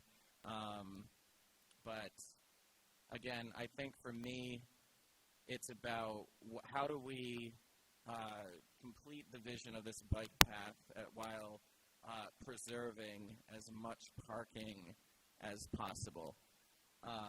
At the same time, while benefiting and highlighting and showcasing some of the best resources that Narragansett has to offer. So, again, I took the time and I reviewed a lot of the findings that were shared, as well as, it was shared to the ad hoc committee that just by a simple poll, I believe that Mr. Friday did in October, I was very impressed by the level of research collected. What stood out to me was that 17 people already were using Strathmore. At the same time, for me, that was also highlighted as the safest option when I asked the question to the Decree representative when they were here, that was the safest option. But I also look at a possible opportunity here that, to a large extent, Strathmore today is a pretty safe area to go through already, whether or not it's marked up by a bike path or not. Whereas we could, by creating a bike path that brings you safely to the center of town or to the beach, that really gets them over the finish line to getting them to the heart of our town. Because as a reminder, right now, the bike path is terminating at the community center, and people are leaving there wondering, okay, what now? I don't know about you, but I usually say that when I'm going the opposite direction on the bike path. But in any event, I like the idea of the kiosk. I think, maybe there's a way in which we can do that to highlight the fact that the South County Museum is back there. I don't know where, this kiosk would exist. I think it sounds pretty unanimous consensus that everyone likes the idea, and I agree, of going through Sprague Park as it was outlined by the batting cages, and then behind the playground, over the river, through the woods. And once you hit Strathmore by the Indian, you would take a right, or you go straight down Wanda. For me, I don't have a strong opinion right now at this moment between Wanda or Kingstown Road. I think I lean more towards Kingstown Road in order to get us there. But, I've also looked at, once you get to, where's the map? You would take a left. I looked at the possibility of going down Kingstown Road, and I don't have the name of the street in front of me. Is that Caswell? No, by the police station. That's Caswell. Thank you. So you'd go down Kingstown Road, take a left. This is just another proposal that I'm just thinking. Take a left onto Caswell Street, and then you take that down, and then you take a right down Narragansett Ave, and then that would bring you by, the South Pavilion. So, again, it's just a thought, just for consideration. And again, I appreciate that we've sort of narrowed it down, I think. But I also want to make it very well known. I know that you had referenced the impact on the neighborhood. But in reality, all of these routes we know are an impact to a neighborhood and to a community. That it's not just the Strathmore neighborhood. There's Wanda, there's Kingstown Road, and Narragansett Ave. And there's also businesses that are directly impacted on at least 3 of those routes. So for me, I like the opportunity. I would like for it to terminate at the beach. At the South Pavilion would be my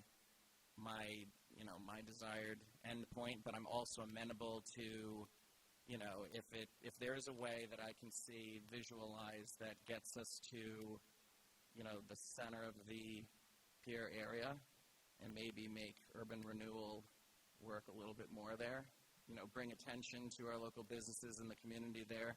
I think maybe it's possible that we figure out a way in which people from there can safely get to the beach, if it's a walking trail or something. I don't know if you had just mentioned that. But again, that's my desire. Definitely not in favor of Narragansett Ave, like the main artery there that would eliminate 87 parking spaces. But for me, it's about bringing this journey full circle, and choosing a path that's, we can be proud of as a community, and one that we know that, will be safe for bike users, residents, whoever wants to use the path, because I think that's really what's most important at the end of the day is bringing this vision full circle. I think it's time. I think a lot of people have waited very patiently, and hopefully nobody's passed on since then, but I think it's time that we make a decision. And again, what I have really appreciated in my coffee chats with residents is, and I've spoken with residents who are directly impacted by all four of these routes, as well as residents who use the bike path regularly. And I'll tell you what, this doesn't come as a light bulb here, but nobody agrees on it. No two residents who live in a neighborhood can agree on a recommendation. There seems to be a lot of support going one way and then another going the other, but then when I ask, what do you want to see in regards to a final destination, that's up in the air. So the reality is there isn't a perfect option here, but we have a really tremendous opportunity, and I appreciate everyone's patience for the years and the passion that has gone into this and the research, because I think what's great to hear from the council members up here is that everyone has a consensus that they want to see this get done, and they want to see this get voted on. And so with that, I think we've heard some great feedback, and with that, I'll go to the public, but with the plan, unless anyone else on the council has anything that they'd like to add first. So I do like the idea of supporting local businesses and ending in the pier. I just don't see how we can get to the new library going through Kingstown or going down Kingstown Ave. There's the old library right there. There's Celeste. There is the public safety complex, police and fire. That stand is a direct barrier to there, unless we're to take a left on Caswell. But one of the main tenets, I guess, when selecting a route from the ad hoc committee was the circuitousness of the route / directness of the route. We shouldn't be taking too many left turns or right turns. It should be more or less a straight line to getting to the final destination. So, sure, I hear, crossing over the Indian over onto Kingstown Ave, following that down. But if it were to end anywhere, I would voice support for the old library simply because it is a direct and final location versus too many twists and turns. That being said, I am going to continue to maintain my support for ending at the South Pavilion, taking a left at the three-way intersection. I think that, again, coming down Boston Neck Road onto Ocean Road, taking a look at the present picture, I think we can beautify it that much more by adding the bike path, adding a kiosk. Friends of Canachin Farm have done a tremendous job of removing invasive species. We can continue to beautify that park, and that'll be something that will outlast us, leaving a legacy on the town. So I think that would be my preferred ending route. One final thought there. The ad hoc committee voted 4-2 to select Narragansett Ave. None of the two votes selected Kingstown Ave as a preferred route. To me, the turn at the ice plant is too sharp, and personally, I think dangerous. So those are my 2 cents. So if I could just address the old library, my concern with that is we don't know what's going to happen there yet. I think if we make a decision to end there and someone comes in who wants to do something that is going to interfere with the end of the bike path there, it's going to be a problem. So I have a hard time planning something and making a decision based on something unknown at the moment. That's why I feel strongly about going into the new library. I agree. I really it took me a long time to come to terms with that turn at the ice plant. That was something that I really went back and forth on. It makes me a little nervous, but I think if we do the share the road, and we have the people are aware that there are going to be, bicycles on there along with the cars. I don't think it's much different than going down Wanda. I think it's not used as much as Kingstown Road. Narragansett Road Avenue, and I think that in time it'll just become the norm. I mean, I think it's just something that will get us down to where we can let people know what's available, what we have here in Narragansett.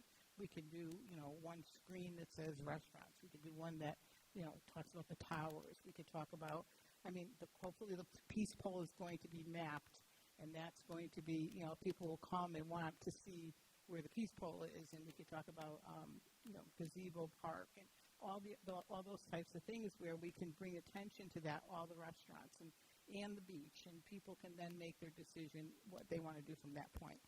So I'd like to get down to that point, although Kingstown, I think right now is going to be the best way to get there. So that's my feelings.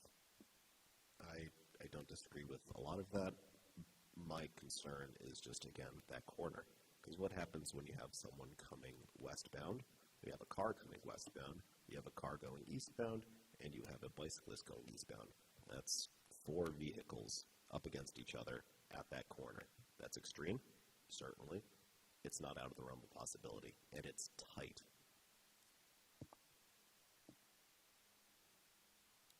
Well, I think it's great feedback,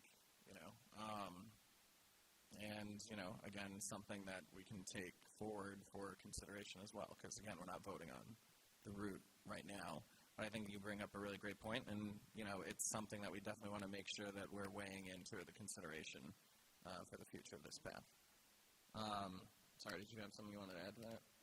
Okay, because the other thing I will add, I know we had some follow-up questions as a council based on some general feedback from the audience, but I think we tried to answer as much of it as we could. But one of the questions was, does the bike path need to end at the ocean or connect to the ocean in order for us to be able to retain that funding? And the answer that we received was no, it does not. So that, again, I still will push for the termination of the bike path to end at the beach. But RIDOT has confirmed that it does not, in fact, need to terminate at the beach. So with that, is everyone good if we open it up to the public? All right. Does anyone from the public have anything that they would like to add, bearing in mind that everyone still gets 3 minutes? Yes, in the back.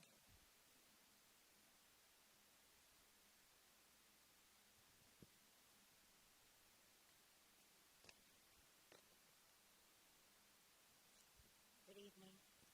I'm Gina Rahab. I'm a Narragansett resident for 38 years. Oh, sorry, did you say your address? I live right up the street, 66 Fifth Ave, and my yoga studio is Natural Fitness on Narragansett Ave. Awesome. And I've been in business 24 years. I've been running and biking for 50 years.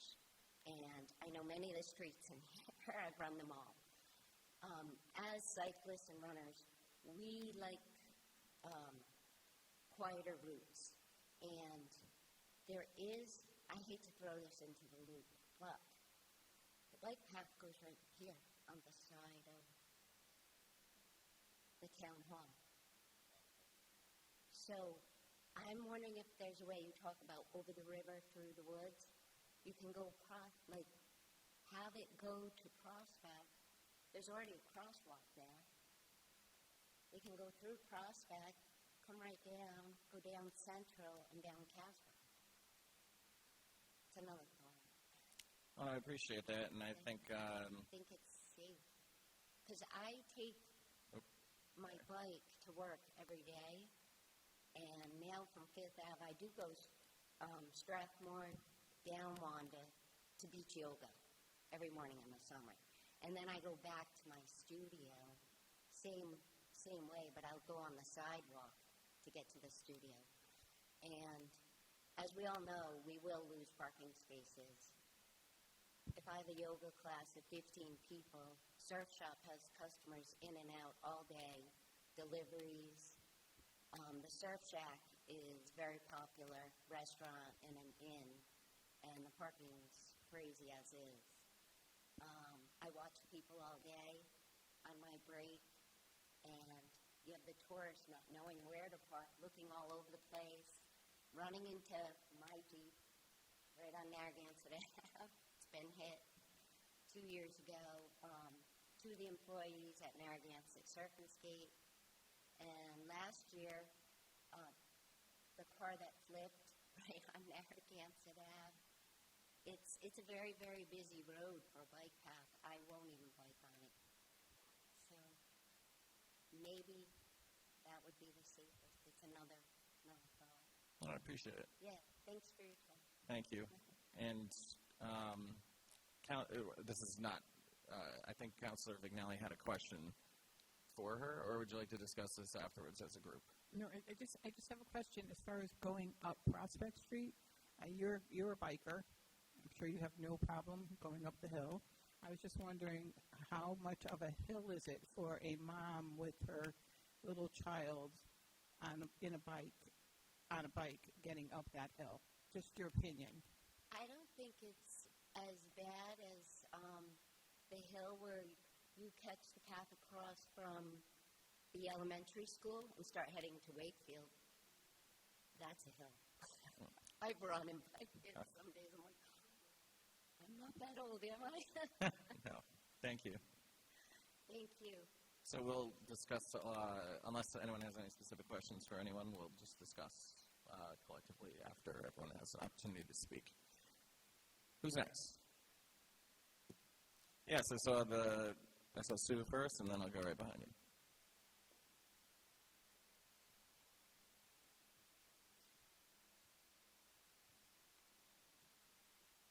Hi, Sue Ann Maruso, 111 West Bay Drive. I'm just having visions of the curve on Kingston Road, and it's tight there with cars. People speed.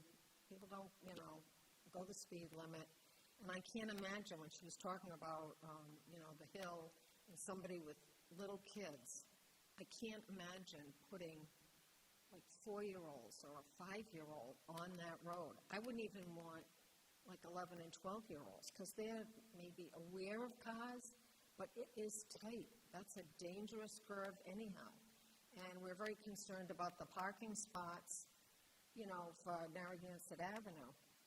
I mean, I think that's a big loss, so I'm not diminishing that. But I'm more concerned about safety and adding a bike lane in an already dangerous spot. So whether it's one neighborhood or the other, I think you've got to think about safety, and that's where many things are. And I thought Donna made a good point about you can't plan on the library, the old building, being available because there's RFPs out. Somebody eventually is going to do something with it, and they're going to take that parking lot and maybe the comfort station. So you can't make your plan. I mean, something will happen. But I just think that curve, even when I go around it, I slow down, I look because, once I ran into a cyclist there and I thought, oh my God, and I kind of went over the line a little bit to get by to give them room. So I just think it's got to be one of the other two plans because it's just too dangerous. Thank you. Thank you. And I saw the gentleman. Thank you.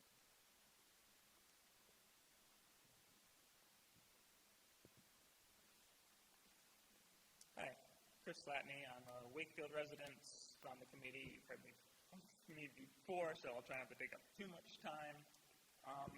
With all due respect, I don't think any of you are qualified to be having the discussion you're having right now. Stuff is complicated. There are transportation engineers that, dedicate their career to analyzing all the nuances of this stuff, and none of that is you. You did hire a transportation engineer to look at this stuff, and I don't know why that hasn't come up yet. I don't know why no one here that is a transportation, or there's not one here right now. Did you just throw his recommendations in the trash? You can tell because the fact that you're even talking about Kingston Road is ridiculous to me.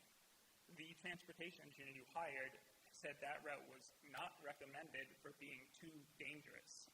It is just a simple function of the width of the road and the volume of cars that drive down that road. The most dangerous thing is being passed. It's when you're sharing the travel lane with a car and cars are trying to squeeze by, there's a car coming the other way. It's not even the curve. No one passes on the curve because you can't see.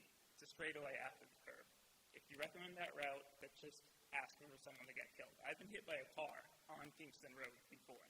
It's ridiculous that you were talking about that. Safety, especially for bike path users, top priority, and safety means separated lanes for bikes and cars. That's the gold standard. I've said this before. There's one route that does that. It's Narragansett Ave. Parking's an issue. Let's talk about parking. Parking is a problem in the pier. It will always be a problem in the pier. If you want to make it better, you need to give people options to get to the pier that don't involve driving. That shouldn't be that surprising. In the golden age of Narragansett, there was a train that came here. We don't have that anymore. There was a bus stop that got reduced service by the pier. We don't have that anymore. If you want parking not to be a problem, you got to give people other options that are safe. I was laughed at for saying that there would be some modal shift from people driving to people biking if you make the bike path safe. I don't just make this stuff up. This is based on studies. I'm happy to provide you with them. It's the modal shift in relative terms is small. 1/10% to a few percent of people driving might choose to use the bike path instead. That's not a lot. But when you get 10,000 cars driving down Narragansett Ave every day, that's 100 less people that will be parking in the pier. I don't think it's the problem you think it is. 87 spots get lost, but the parking demand shortage from the study that was done was only 30 spots.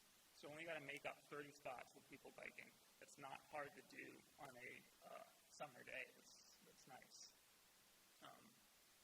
In my last 10 seconds, anecdotally, right? So the local party in charge in Amsterdam won elections by a landslide. They ran on removing 10,000 on-street parking spots. I think it's a more efficient use of road space for transporting people, not storing cars. Thank you.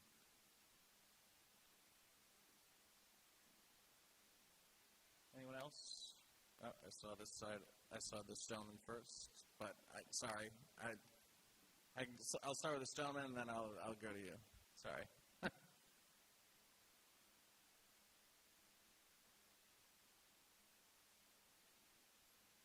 Thank you, everyone. My name is Jonathan Antonio. I live at 51 Narragansett Avenue. I want to thank you for entertaining this conversation, and I kindly ask you to consider not going Narragansett Avenue. Being a resident, it can be difficult living on the avenue. By eliminating those parking spots, it would be almost impossible for us to live there, to function, to have family visiting. We use those spots because it's impossible to put them in the driveway. Some of them are elderly on walkers. If they were to park across the street, I got to assist them across. To me, that's a safety issue. To me, it's a hardship for the residents and the businesses to eliminate those spots. And the other thing is safety. It's one of the busiest avenues, and I've seen a lot of accidents right at the corner. They come flying up from the beach to go up the avenue, and cars are hit. They don't stop. Someone was hit on a bike this summer. Poor kid skinned his back, lost his teeth, ended up in the hospital, and it wasn't his fault. So I think that would only be magnified. Thank you. Thank you. Now to the back. Great to see you. Susan Orban, 113 Montauk Road. So I come to you speaking like the Lorax did for the trees, but in this case, for bike path users, a voice that you haven't heard very much from someone who only uses bike paths. So when I spoke to you before, I failed to make an important point that I wanted to last time because of time, and that is that there's a big difference between bike paths and bike routes. Bike paths are paved trails for walking or biking, which includes wheels of all types like skateboards and rollerblades and scooters and wheelchairs and walkers, and as you pointed out, Donna, strollers. So imagine those wheels strolling down Kingstown Avenue. I'm sorry, it's a busy road, and that curve is really tough. I won't be making it on my bicycle. It would be far too dangerous. What the beauty of bike paths are, and sometimes they're called bike trails, which I think is a better description of them, is that they're really protected from roads and streets and driveways and crossovers. I think that the proposal that you're considering combines the bike path with a bike route, and that's not what our town needs. It already has a great bike route that goes all the way down Route 1A all the way to the lighthouse. I've witnessed the confusion of protected bike routes like what is being sort of proposed on Kingstown Avenue, because you would have some protection, perhaps with orange cones or something. In Washington, D.C., the neighborhood where my daughter lived, it was very confusing to walk, drive, or bike in that very congested urban area like what you're talking about in the pier. I don't envy your position. I thank you for listening to all the many competing viewpoints on this issue. There's clearly, as you said, Alex, many different opinions about it. I guess I hope that you'll take safety over the interests of businesses. I mean, that's the point here. Like, yes, it would be an added bonus, but it's about completing the bike path. Generations from now, people will look back and we will want them to think about the finishing of this bike path and still marvel at the beauty of it. Unless, as the Lord said. Thank you. Yes, gentleman in the back.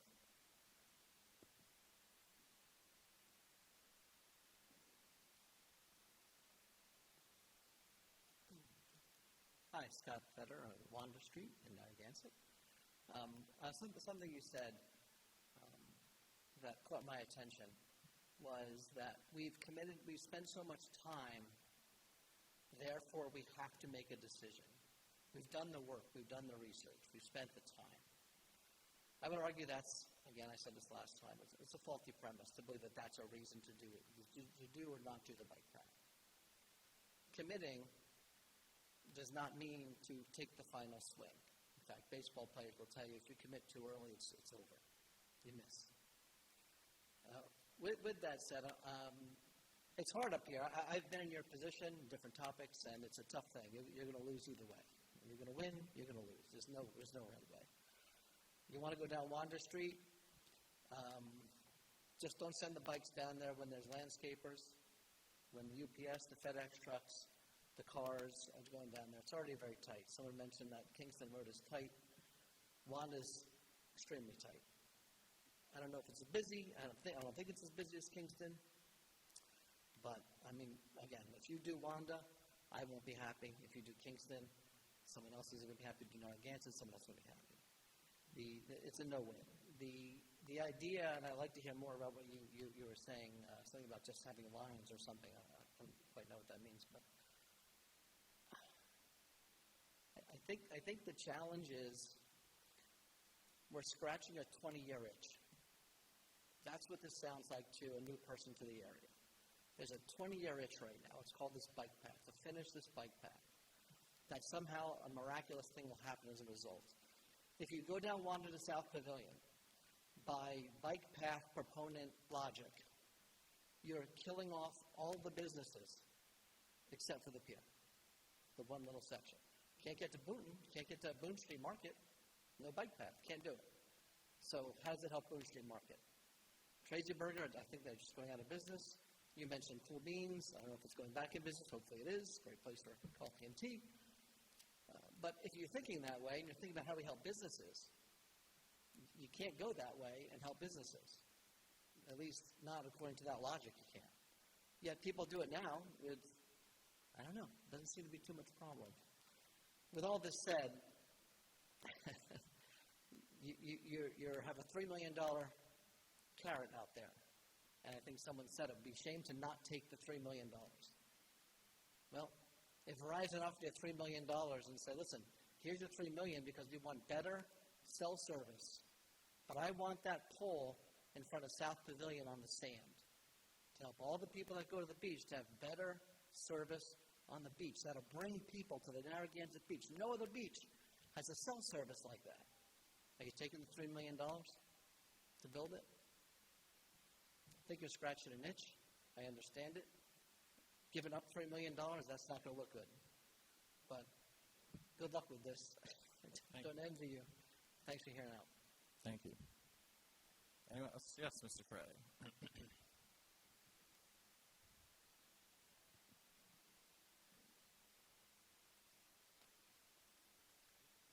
Rupert Friday, 113 Montauk Road. I'd just like to add a little bit of color to a couple pieces of the conversation. I think safety is key. I think safety on Kingstown Road, families with children, it's not a dedicated bike lane. It's in the traffic. Can't even imagine. The ad hoc bike committee, the first meeting, we said we should stop talking about Kingstown Road. We all agreed on the safety issue. We didn't agree on much, but that was one of the things we agreed on early on.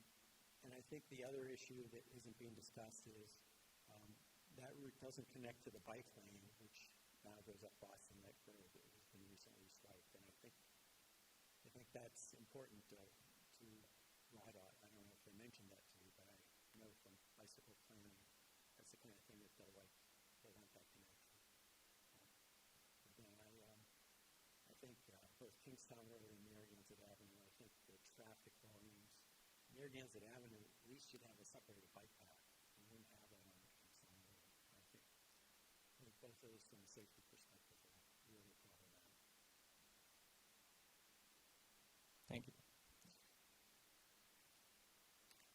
I think I saw someone in the back. Yep.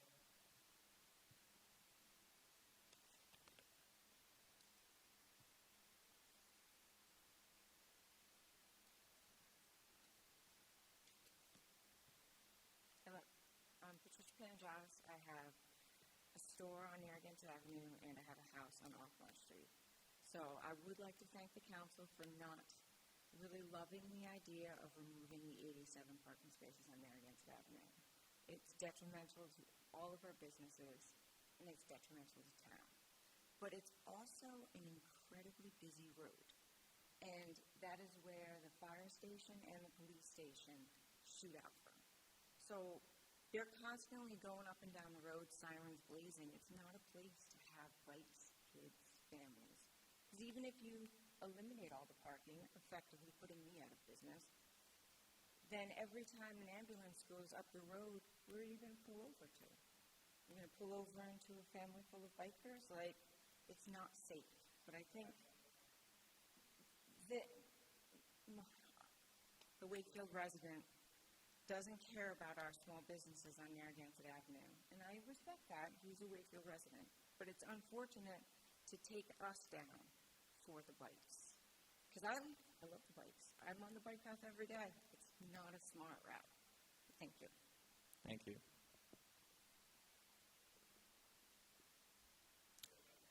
Anyone else here wish to speak on this? Yes, Mr. Frederick.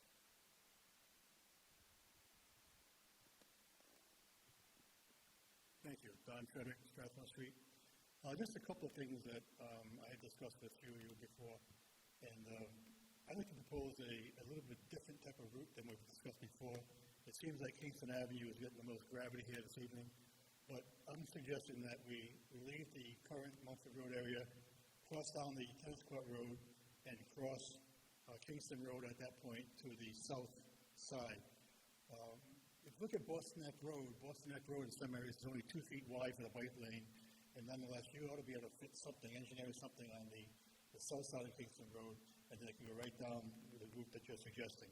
So I think that's a possible idea we ought to be considered. I think there's a lot of details that we have to discuss. I know at the ad hoc committee, we never went really beyond the pond there by the ostrich, the osprey nest rather. We got as far as that. We never had any discussion which way is going to left or right at that point in time. So I think there's a lot of details that we need to work on here, and I think that's one of them, just to have some people get together and fine-tune what the route might look like. That's just a concern that we have. And lastly, we know the beauty of the museum and the safe route and so forth and so on. But I would point out that in 2019, a VHB report, an engineering firm, contracted by the Rhode Island DOT, in fact, did say that Strathmore Street is not safe as compared to the Dupree report. So one of the things that we're looking for this evening was debating the difference between the Dupree report and the 2019 VHB report. So the notion that Strathmore Street is safe, it was cited in that 2019 report as a lack of a line of vision. And as many of you mentioned here tonight, it's really development. And I know that you all read the formal call letter, and there's a lot of history in that letter, and a lot of the basic tenets that we stand for and beliefs that we have as far as our development. So I do agree that Kingston Road is a viable road. I've heard people say the ice house corner is dangerous. If we went down the south side of Kingston Road, do something with that corner, that might be able to straighten it out. I think the concern that we would have is that traffic coming onto Strathmore Street at the beginning, promoting Wanda Street or Narragansett to the right would still bring a lot of traffic down Strathmore as well as Wanda and possibly Othmont. So just some thoughts. So I think we're going to work on the details at some point in time. I'd be happy to help with that. Thank you. Thank you. Anyone else? Yes.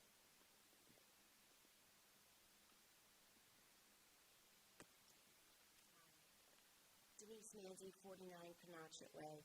I would just like to piggyback what Don just said in reference to actually the beginning section of Strathmore as it enters from Kingston Road. I actually have the exact verbiage from that VHB report from 2019, and it's a quote: "The geometric alignment of Strathmore Road does not provide adequate stopping sight distances for mixing bicycles, pedestrians, and motor vehicles." I can personally attest, coming in and out of the neighborhood multiple times a day, if there is anything other than one car entering, and I'm talking about that section near the Indian, any of you coming into the neighborhood know exactly what I'm talking about. It's very narrow. There has been a lot of work there, so even looking at bringing this path down Wanda is a very dangerous issue in that point of the road. I have 6 grandchildren. I will never take any of my grandchildren in or out of the neighborhood through that point, unless we're in the car, actually. The other point I wanted to make, actually, it's a rhetorical question. I've heard a number of people express concerns for the safety going by the ice plant on Kingston or either on Narragansett. What about Boston Neck Road? Isn't this path intended to connect to the path going up to Wickford? How is Boston Neck Road any safer than Kingston Road? It's not. Thank you. Thank you. Anyone else? Yes.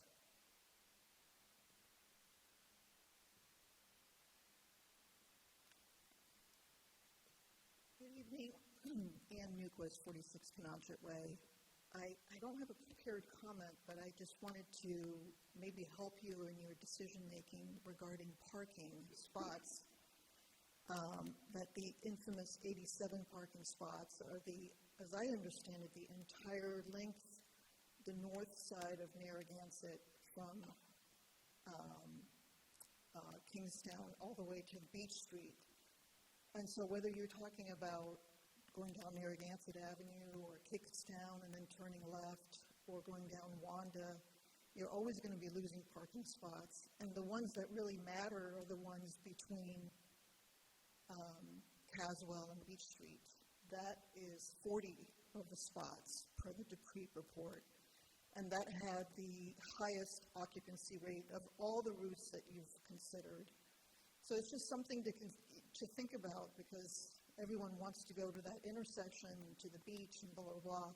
But that's where you're really going to lose the most spots. I actually walked Narragansett Avenue, because that's my pick, this summer, and there are so many empty spots, especially between Kingstown and Caswell, all summer long, Saturdays, Sundays. There's practically no one parked there. And the Dupree study confirms that had the lowest occupancy. So I just wanted to add that detail. That's something to think about, is to really dissect, get into the weeds, if you will, of where your parking issue really lies. And it definitely does not lie west of Caswell. It's that whole eastern section. And so then once you look at that, you have to think about what's more important, the bike path? Because the people who are parking between Beach and Caswell are going to the beach probably, but we're making new spaces in the South Pavilion lot now on weekends. So it could be that this beach perceived parking problem along that stretch could be solved in other ways. So just some things to think about. Thank you. Thank you. Anyone else? Yes.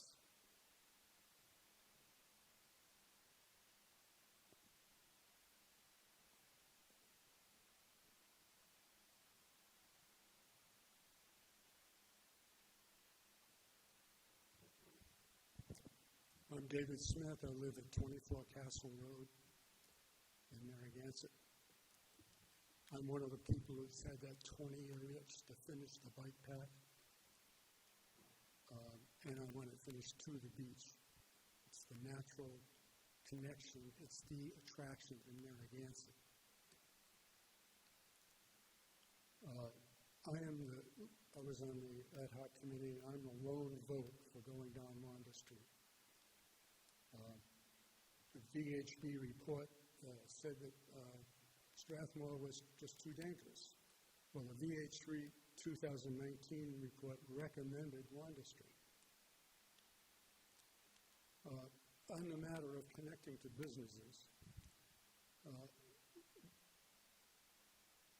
first of all the signage and the wayfaring should not be at the Indian. It should be at the current location where the bike path ends. That's where people are going to be making decisions about where they want to go. So the bike path can naturally connect to the existing safe routes to school path, which starts at Kingstown Road, opposite the Little League field. And then goes, as someone had said before, goes on the multi-use path and down to Central Street. That's the safest way to get to Boone Street. But that connection can be made to the existing bike path, which should end at the Narragansett Town Beach. So I have a lot of concern about Wanda Street, the number of driveways and that sort of thing. I made that clear. But I think of all of the routes, it's probably it is the most direct and the most safest.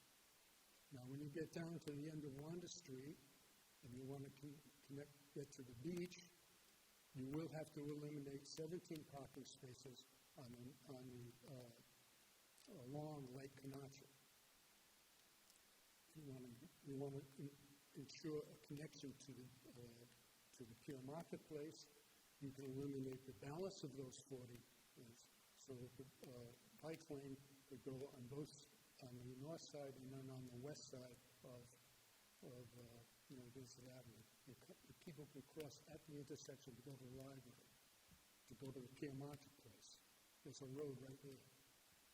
So I think that if you want, finally, I want to see the bike path connect to the bike lanes on Boston Neck Road. It is a safe route to bicycle. And then, so therefore, we could have a seamless connection between Richford all the way down through Narragansett, back up to the Kingston Station.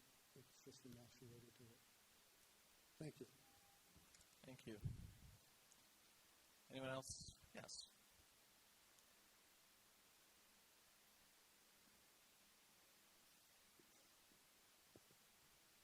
Hi, my name is Jody Mikapour, 53 Strathmore Street. I had just one little thing to add that you may or may not be aware of, and I don't know if it's a good or a bad thing, but right in Wakefield, near Shaw's, I believe, when you're going down, I think that's Old Tower Hill Road, if I'm not mistaken, they have a bike lane right down that road, and it actually isn't even to the side at points, it's more almost in the middle of the road. So they're using an existing straight path, and I guess I just wanted to point that out, that could potentially be a solution for us, whether it's, I really do not want it to go through a neighborhood. I consider Narragansett Avenue more of a throughway for our town, or even Kingstown Road is a little bit more of a throughway for our town. So I just thought that might be something for you to think about.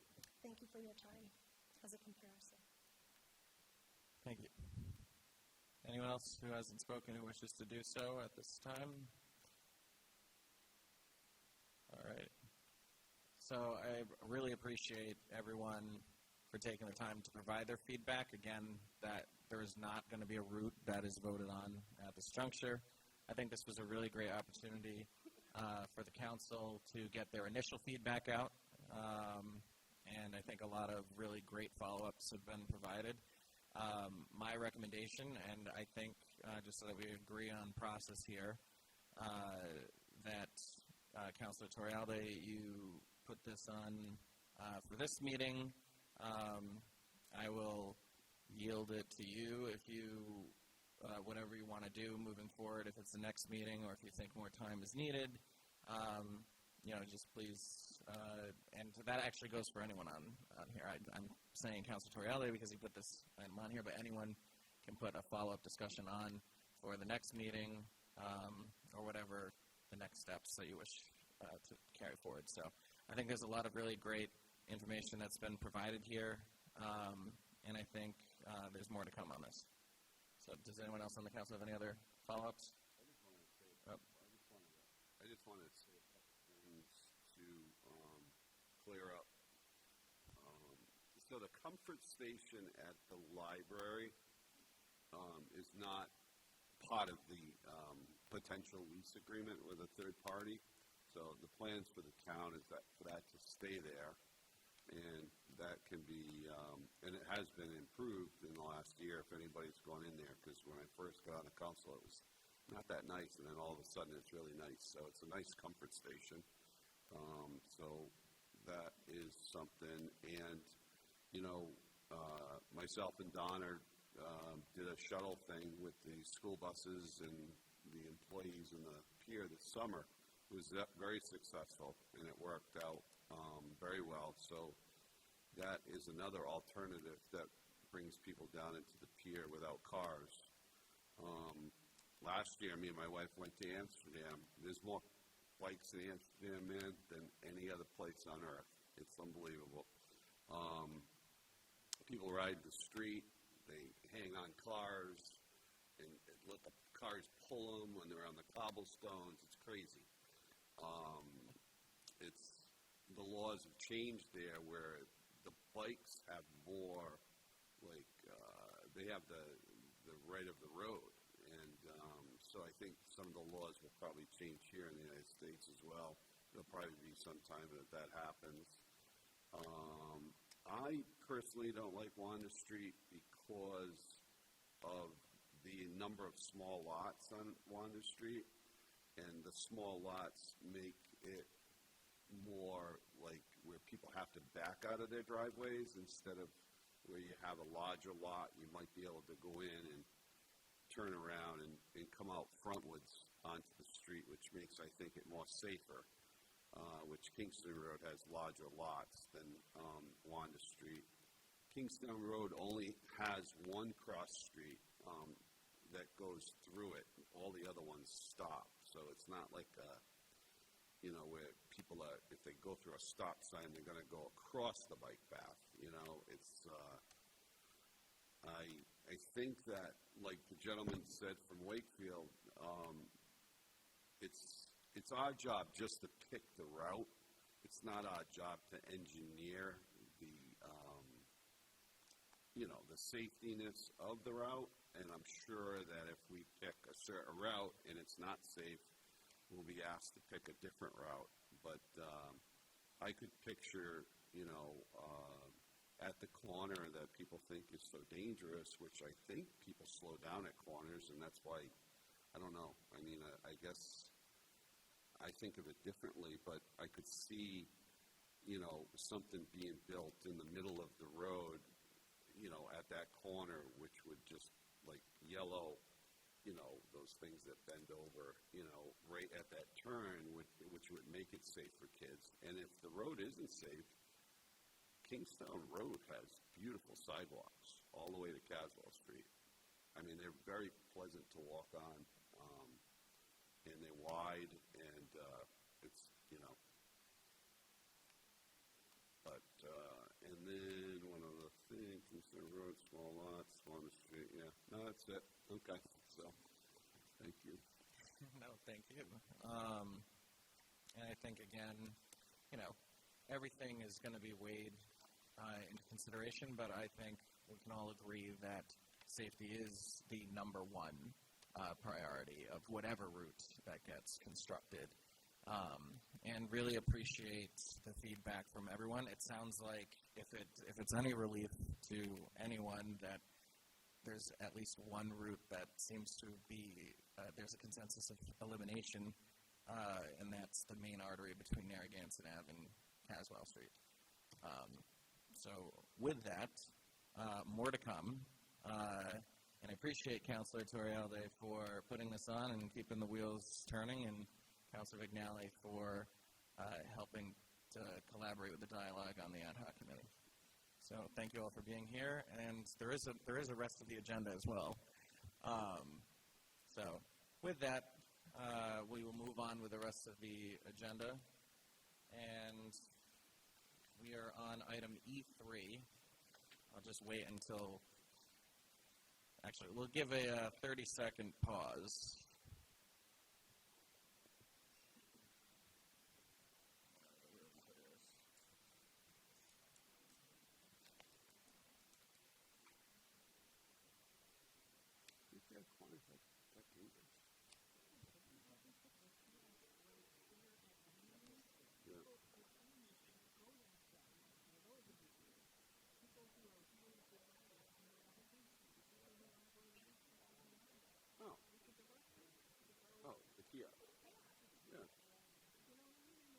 What, did somebody say that wasn't a good idea?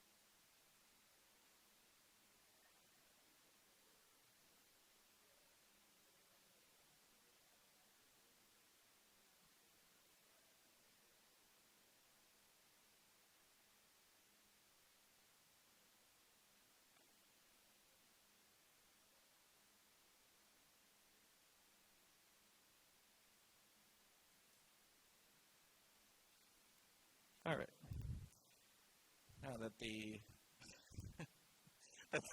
the room is cleared out.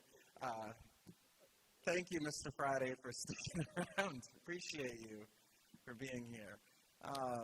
The next item on the agenda is item E3, a motion to review and discuss update. Is there a motion to review and discuss updates and next steps regarding concerns with sewer and water, and designate 2 town council members to meet and work with town staff? A motion to review and discuss. Second. Discussion. Got it right this time.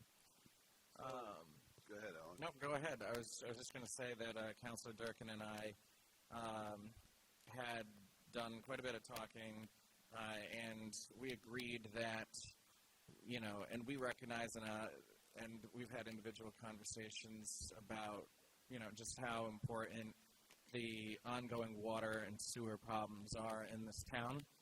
We hear it every single meeting, and we know that the town is doing a great job at addressing these issues, and Mr. Tierney has done a great job at articulating all of the updates that are being done. But we also feel that it's important as ambassadors to the community that we have at least have 2 town council members that are involved in the conversation, so that way when members in the community are asking us questions or in passing, that it's not a let me get back to you on that. It's it's a now answer. So we're really just trying to streamline the process. And again, in building this agenda item, I thought it was very important to put in the fact that that this is not a new issue. The water and sewer problem is not a new issue. That it has been an ongoing initiative of the town for many years. I believe it's the 2007 report, a link to the 2007 report, as well as the 2025 one. But it showcases in that lengthy document that new facilities and updating the infrastructure is not a new idea. It's not even something that's just coming out of the blue. It's just something that needs to take priority. And we are very much, we got a budget season coming up. Can't wait for that. It's always the best time of year. We have a lot of fun. But I think, again, with the seriousness of the water and sewer problem in this town, I think that we really need to improve our communication collectively to the town and to the residents, and by designated 2 council members to being able to participate in that dialogue, I think will help to streamline that process and help us to help you. So, sorry to have interrupted you, Councilor Durkin. You got 3 minutes. What are your thoughts? No, maybe I should do that to myself. Yeah, so Alex is so eloquent with his speech that he did a good job, and I would just like to, say that it is embarrassing not to have an answer for a constituent, and that's probably one of the main reasons. And I feel like I can bring some I don't know, some help, either historical help or, political help or just common sense help maybe to working with the staff, once every 2 weeks, and keeping up with these problems that we're having with these 2 issues, and coming up with some,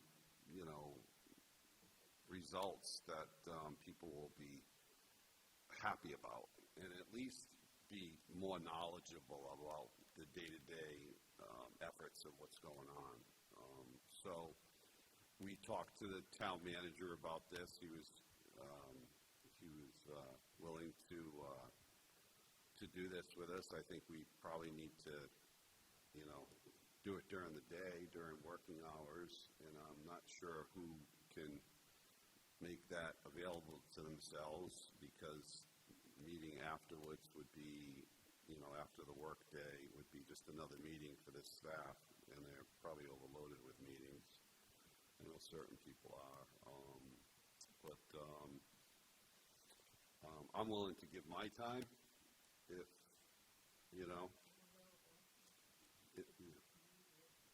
yeah. And I think it doesn't always have to be the same people. I think it can be pretty loose. I don't think it's, Well, correct me if I'm wrong here, Mr. Callahan. Again, I want to make sure that we're doing this sound. So, and that there isn't any issues in regarding rolling quorums or, hey, how come a conversation happened with these two? And just as an example here, because I want to make sure that we're talking this through. Councilor McNally, Mr. Durkin, they go and have a conversation, and they're in a loop. They're in these meetings. But then Councilor Durkin has to travel. So Councilor Torrealde steps in, has a conversation with the same group of people with Councilor McNally. Is there any issues or concerns in regards to quorum violations in regards to like a rolling conversation? I don't think so. You're not going to make any decisions on your own without the full council. And two of you can come back and provide updates at certain meeting times with Mr. Tierney. I think that it's a practical function of government, especially to have you guys involved, which is helpful. Okay. So, appreciate that.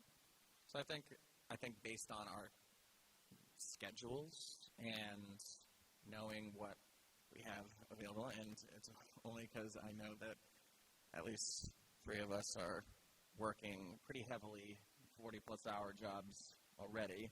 I'm okay with Councilor Durkin and Councilor McNally volunteering their time, but I also want to make it very clear that I do want to be involved in these conversations, as well as I think all of you do as well. So, just to be clear, I can more than likely step in occasionally if I can't make it, or Jim, for that matter. And I can as well. And I think what has been really helpful and really appreciative is the flexibility that Mr. Tierney has shown us, especially Jim and I, during agenda review. Whereas one of us could be, present in person, another via Zoom. It's been tremendously helpful. So again, I think it's just important for us to, just get the communication out there that we recognize that this is an ongoing initiative. We need to come up with solutions, appreciate the town staff and collaboration throughout this process.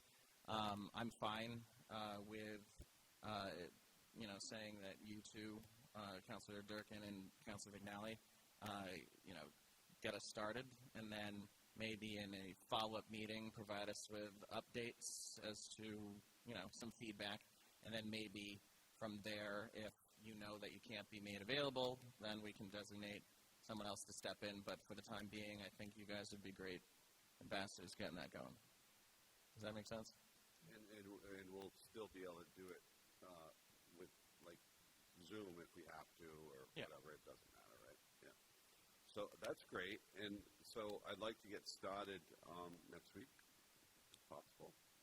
Right. Maybe, I was just thinking Tuesday, don't we do, we talked about that. Agenda setting is usually done on the Tuesday before the scheduled town council meeting, following the senior management team meeting. But that also changes because staff has many obligations, including me.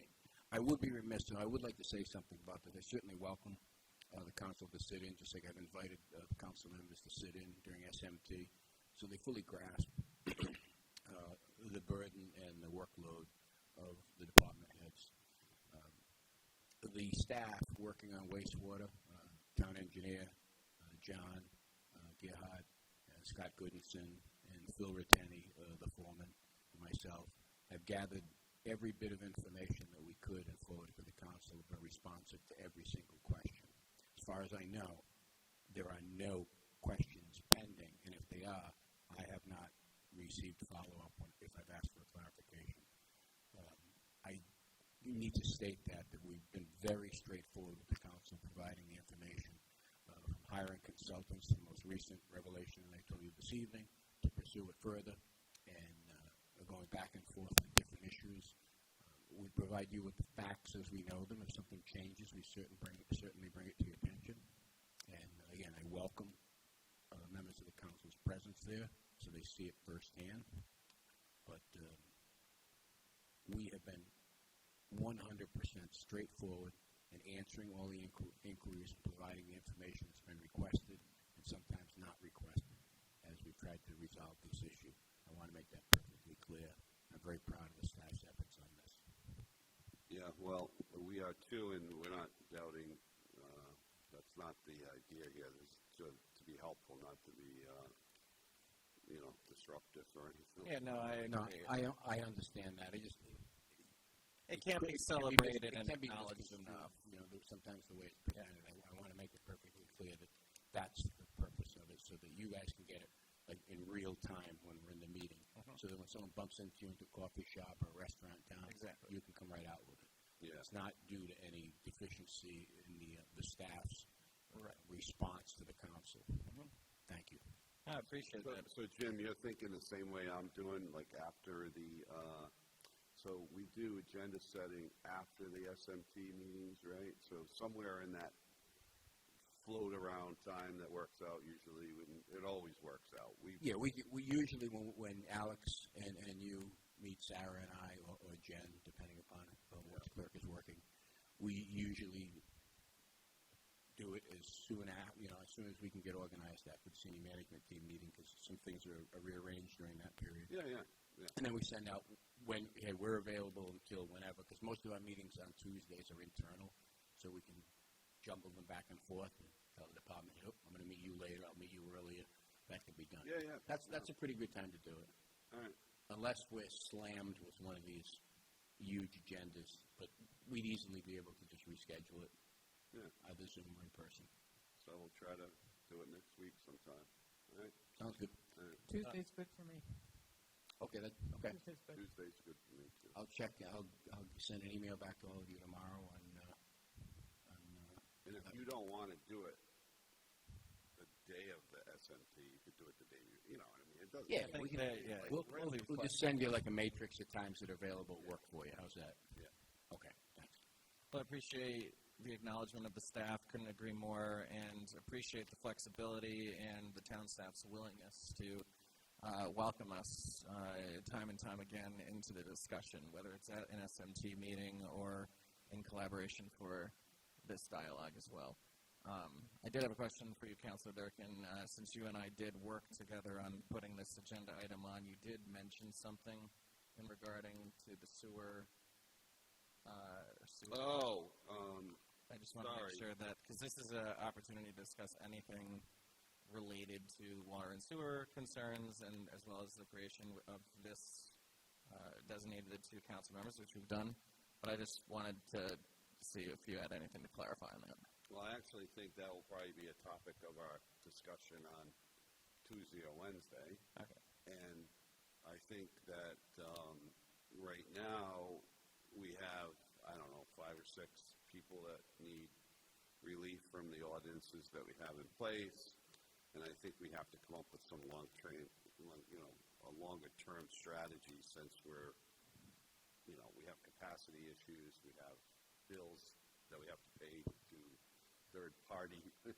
So we have to come up with some kind of a business plan for this sewer problem, in the immediate, for people to get some kind of relief. So I think we'll discuss that as well, and then bring it back to the council, I guess. Okay. Thank you. And with that, I know that, and I will still go to the public. If anyone in the public has anything that they would like to add to this vibrant conversation, speak now and forever hold your peace. Okay. So with that, I think that we have a agreement on the creation and designation of 2 council members to meet and work with the town staff. All those in favor? Aye. Any opposed? Motion passes 5-0. On to item E4. Is there a motion to schedule a work session with the Affordable Housing Trust Collaborative? So moved. Second. Discussion. I believe there's a date here, and I wrote it down somewhere. January 5th. January 5th. Thank you. January 5th at 5 p.m. Is that still good with everyone? Sounds right. We just need I prefer 5:30, personally. 5:30? Yeah, I know. I had said 5:32. I think there was a concern. Well, is this a council meeting? Yeah. Yeah, so there was a concern that, by me as well, about the time, but I think it was also shared with us that they really need the 2 hours and would prefer for it to start at 5. And we can advertise it as 5, and then if you have to show up late. No, and you know what? We talked about that. I talked to Cliff about that, and so if somebody's not present at 5, it's formal, but it's informal. It's a work session. So I think it's just going to be batting around some ideas, and if you're half an hour late, don't worry about it. Okay. Cool. Do I have a verbal consensus from Councilor Vignelli and Colonies? That'd be good. Okay. Perfect. All those in favor? Aye. Aye. Any opposed? Motion passes 5-0. On to Parks and Recreation. Item F1. Is there a motion to schedule a work session to discuss future renovations to the South Pavilion, 39 Boston Neck Road, Narragansett, Rhode Island, 02882? So moved. Second. Discussion. Looks like the proposed time, unless it's been changed, January 20th at 6 p.m. Awesome. I'm getting a nod from our director. Perfect. Any other? Is everyone good with that? That's good. Yep. I'm sorry, can you repeat the time? It's 6 p.m. on January 20th. So it'll be 1 hour before our regular meeting on that Tuesday, because Monday's a holiday. Martin Luther King. But it sounds like we have a majority that can.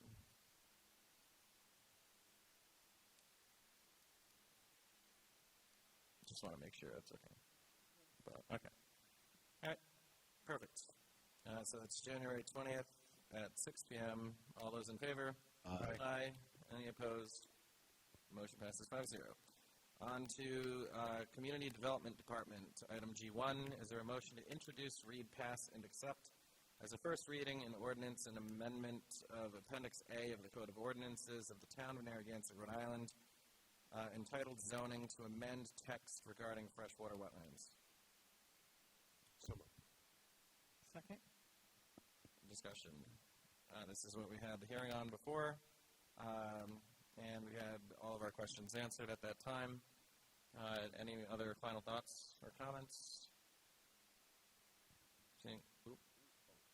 That was a public hearing, yeah. We're just voting on it because we closed the public hearing. Just make sure your mic is on. All right. All those in favor? Aye. Any opposed? Motion passes 5-0. On to the Engineering Department. Is there a motion to refer the request from Peter J. Murray in regard to Plat NK Lot 315, 101 Riverdale Drive for waiver of the sewer policy to the Sewer Policy Committee for review? So moved. Second. Moved by Councilor Colonies, seconded by Councilor Durkin. Any discussion? Anyone from the public? All those in favor? Aye. Any opposed? Motion passes 5-0. On to the Finance Department. Is there a motion to reject the bids received for heating fuel and approve the use of the City of Providence's contract for number 2 heating oil and diesel fuel with Peterson's Oil Service, Inc. at their bid price of 33 cents differential over the daily published rate for the Port of Providence for the period ending August 31st, 2026? Motion to reject. Second. It's reject and approve, just so that we're clear. All right. Do you need a... No, I just wanted to make sure. Are you moving motion to reject and then approve? Yes. Okay, thank you. And then seconded by Councilor Torialde. Any further discussion? All those in favor? Aye. Any opposed? The motion passes 5-0. On to the town clerk is item J1. Is there a motion to appoint one individual to a full member seat and one member to an alternate seat, if needed, on the Zoning Board of Review for a term that expires on July 1st, 2026? So moved. Second. Discussion. Moved by Councilor Torialde, seconded by Councilor Durkin. So we had a tremendous experience earlier this evening where we interviewed two fantastic candidates for the zoning board. So I will open up the floor for nominations. I would nominate Leslie McKnight to this position. Which position? To the full-time position on the zoning board. She brings a wealth of experience to the role in her personal career with the state, and I think she would do an excellent job on this board. Second. All right, we have a motion to appoint Leslie McKnight to the full member seat, seconded by Councilor Colonies. Any further discussion on this candidate? All those in favor? Aye. Any opposed? Motion passes 5-0. Is that good for you, Sarah? Okay, thank you. Item J2, is there a motion to appoint two individuals to the Finance Committee for a 4-year term set to expire on December 1st, 2029, and to appoint one individual as the alternate one member for a 2-year term set to expire on December 1st, 2027? Moved. Discussion. So, Councilor Durkin, I know that you are on the Finance Committee, so I would yield my services to your recommendation. Okay. So, Ralph Balsamo would be my first pick. Michael. Oh, sorry, go ahead. For the full seat. So you are considering Ralph Balsamo for the term set to expire on December 1st, 2029 as the full term? Yep. Okay. Is there a second on Ralph Balsamo? Second. Second. I think so. Okay, that works. Any further discussion? All those in favor? Aye. Aye. Any opposed? Motion passes 5-0 on that appointment. And then there's a position for an alternate seat for a term set to expire on December 1st, 2027. You also have another full member, pardon me. Oh, there's another full, excuse me. Yeah, so. Sorry, I could have done both. I can Sorry. take them. All right, so Michael Belden for the alternate seat. That's what you said first.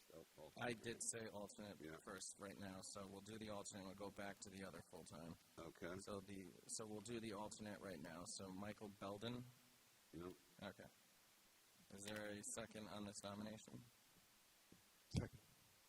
Any discussion? All those in favor? Aye. Any opposed? Motion passes 5-0. And then back to the full-time position. There's a second full-time position. Ellen Flynn Corno. Ellen Flynn. Okay. Her last name's Corno, I guess, or thank you. hyphenated word. Yep. Is there a second on this nomination? I'm sorry, second. All right, any discussion? All those in favor? Aye. Any opposed? Motion passes 5-0. Sarah, did that work?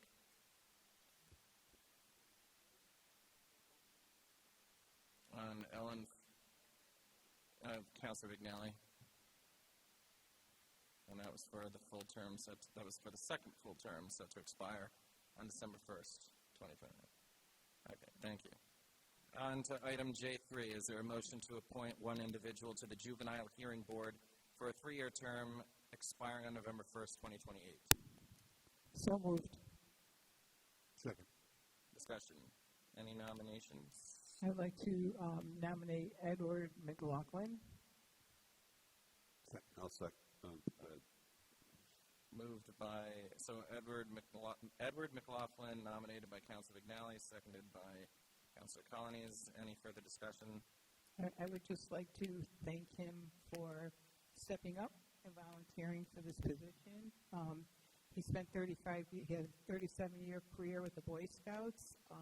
He's run involved in all kinds of programs for youth, and I think he's going to be an asset to the committee. I couldn't agree more, and just to give you a soundbite, a shout-out, Councilor Vignali, I believe it was you who tirelessly was asking for people to get involved and apply, and this is one of those individuals who answered your call, and I appreciate you taking that initiative for recruitment. So with that being said, all those in favor? Aye. Aye. Any opposed? Motion passes 5-0. On item J4, is there a motion to appoint up to 3 individuals to the Harbor Management Commission? And there are 3 different dates, but we'll get to that in a moment. I'll move the motion. Second. Discussion. I'll move Milton Huston. Second. Okay, so let me Full just, position. yeah, so we have 2 full positions. One is set to expire. One set is for a term set to end on June 30th, 2028, and another June 30th, 2026. So would you prefer Mr. Huston? Sorry. Yeah, there we go. Would you prefer Mr. Huston for the term ending in 2028 or 2026? I don't prefer it. Mr. Huston could go to the first one. Yeah. He's an H. The other guy's an M, so we'll go with alphabetical order. They're both, John McGovern was on the board previous, so. Well, that's why I was going to make the recommendation that Mr. Huston do the term ending in 2028. I'll go with your recommendation. Since Mr. McGovern has served, he can jump right in and that's the 2026 term. Sense. Okay. So I move John McGovern. No, we'll start with Mr. Huston for the term ending June 30th, 2028. Okay. I'll second that motion. Any discussion? All those in favor? Aye. Any opposed? Motion passes 5-0. And then, Mr. Durkin, you said you were also nominating Mr. McGovern for the term ending June 30th, 2026. Correct. I will also second that motion. Any discussion? All those in favor? Aye. Any opposed? Motion passes 5-0. And then I would also like to nominate Ms. Shirley Freitag as the alternate for the term ending June 30th, 2026. Go ahead. Nathan. I'll second that one. And any discussion here? The only thing I would add is I think Shirley's been a tremendous asset to the town, part of a leader for the Narragansett, the Narrow River Preservation Association, so I think she would be a tremendous asset on the Harbor Management Commission as well. So with that, all those in favor? Aye. Aye. Any opposed? Motion passes 5-0. On to J5. Is there a motion to approve the town council meeting schedule for the calendar year 2026? So moved. Second. Discussion. So I think one thing to point out here is I think that there was some concerns from the council previously regarding budget season and being present. And I believe in my discussions, this has addressed a lot of those. That's the next agenda item. Oh, is it? That's not this one. Oh, look at that. Just kidding. Next agenda item. We're approving the regular scheduled meeting. Okay. So I have no comment on that. I appreciate the initiative and keeping me straight. Thank you. All those in favor? Aye. Aye. Any opposed? Motion passes 5-0. Item J6, is there a motion to approve the meeting schedule for the budget process for the 2027 fiscal year, which begins on July 1st, 2026? So moved. Second. Discussion. This does avoid the school vacation. Yes, thank you. So I gave a nice preview of What are the dates, Jim? For the school vacation? No. The budget thing. Oh, well, it's already started, actually. Yeah, I would add that as a reminder to the council that before our next meeting on December 15th, we have a budget kickoff with the school committee scheduled at 6 p.m. Is that correct? Did I get the time right? See, I got a lot of things wrong tonight, but I got that right. 6 p.m. Awesome. And that's when? That's December right 15th. before our next scheduled meeting on December 15th. I thought we were doing the school, the beach renovation, no? Oh, that's in January. That's in January, yeah. That's why we couldn't do it. So we have to get all these dates in. Yeah, we're going to get a little Oh, yeah. calendar soon. We will. Homework tonight.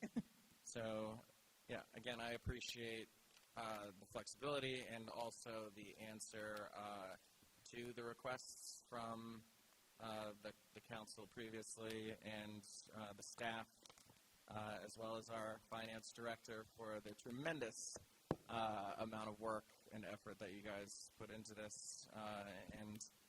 Again, I know that it's been shared before, but if anyone on the council has any questions, please reach out to Jim and our finance director ahead of time so that they can come prepared to answer those questions, or any of our directors. So, with that being said, don't run away without voting. All those in favor? Aye. Aye. Any opposed? Motion passes 5-0. On to executive session, because we have so much fun here. Is there a President? motion? Sorry to interrupt. What I think it would be best to do is make a motion to extend the meeting now before we retire, because it will probably turn 10:30 while we're in the meeting. Yep. So is there a motion to extend the meeting? So moved. Second. All those in favor? Aye. Any opposed? Motion passes 5-0. On to the executive session. Is there a motion to retire to executive session of the town council in accordance with the Rhode Island General Laws 42-46-4 and 42-46-5A5 to discuss possible acquisition of real property? So moved. Second. Discussion. I don't know why. All those in favor? Aye. Roll call votes. Councilor Torialde. Aye. Councilor Colonies. Aye. Councilor Menzies votes aye. Councilor Durkin. Aye. Councilor Vignali. Aye. Thank you.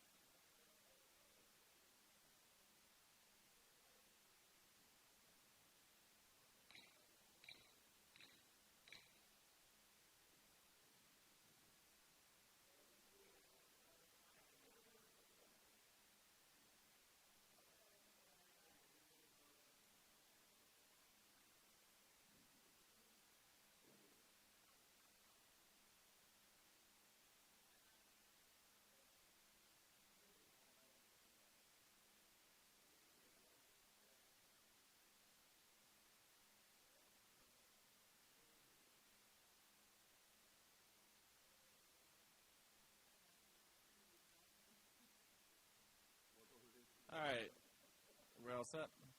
All right. So we're back out of executive session, and the only minutes to report was that there was a motion to seal the minutes of the December 1st, 2025 executive session that passed 5-0, and a motion to exit and return to open session that also passed 5-0. Is there a motion to adjourn at 10:49 p.m.? Motion to adjourn. Second. All those in favor? Aye. Aye.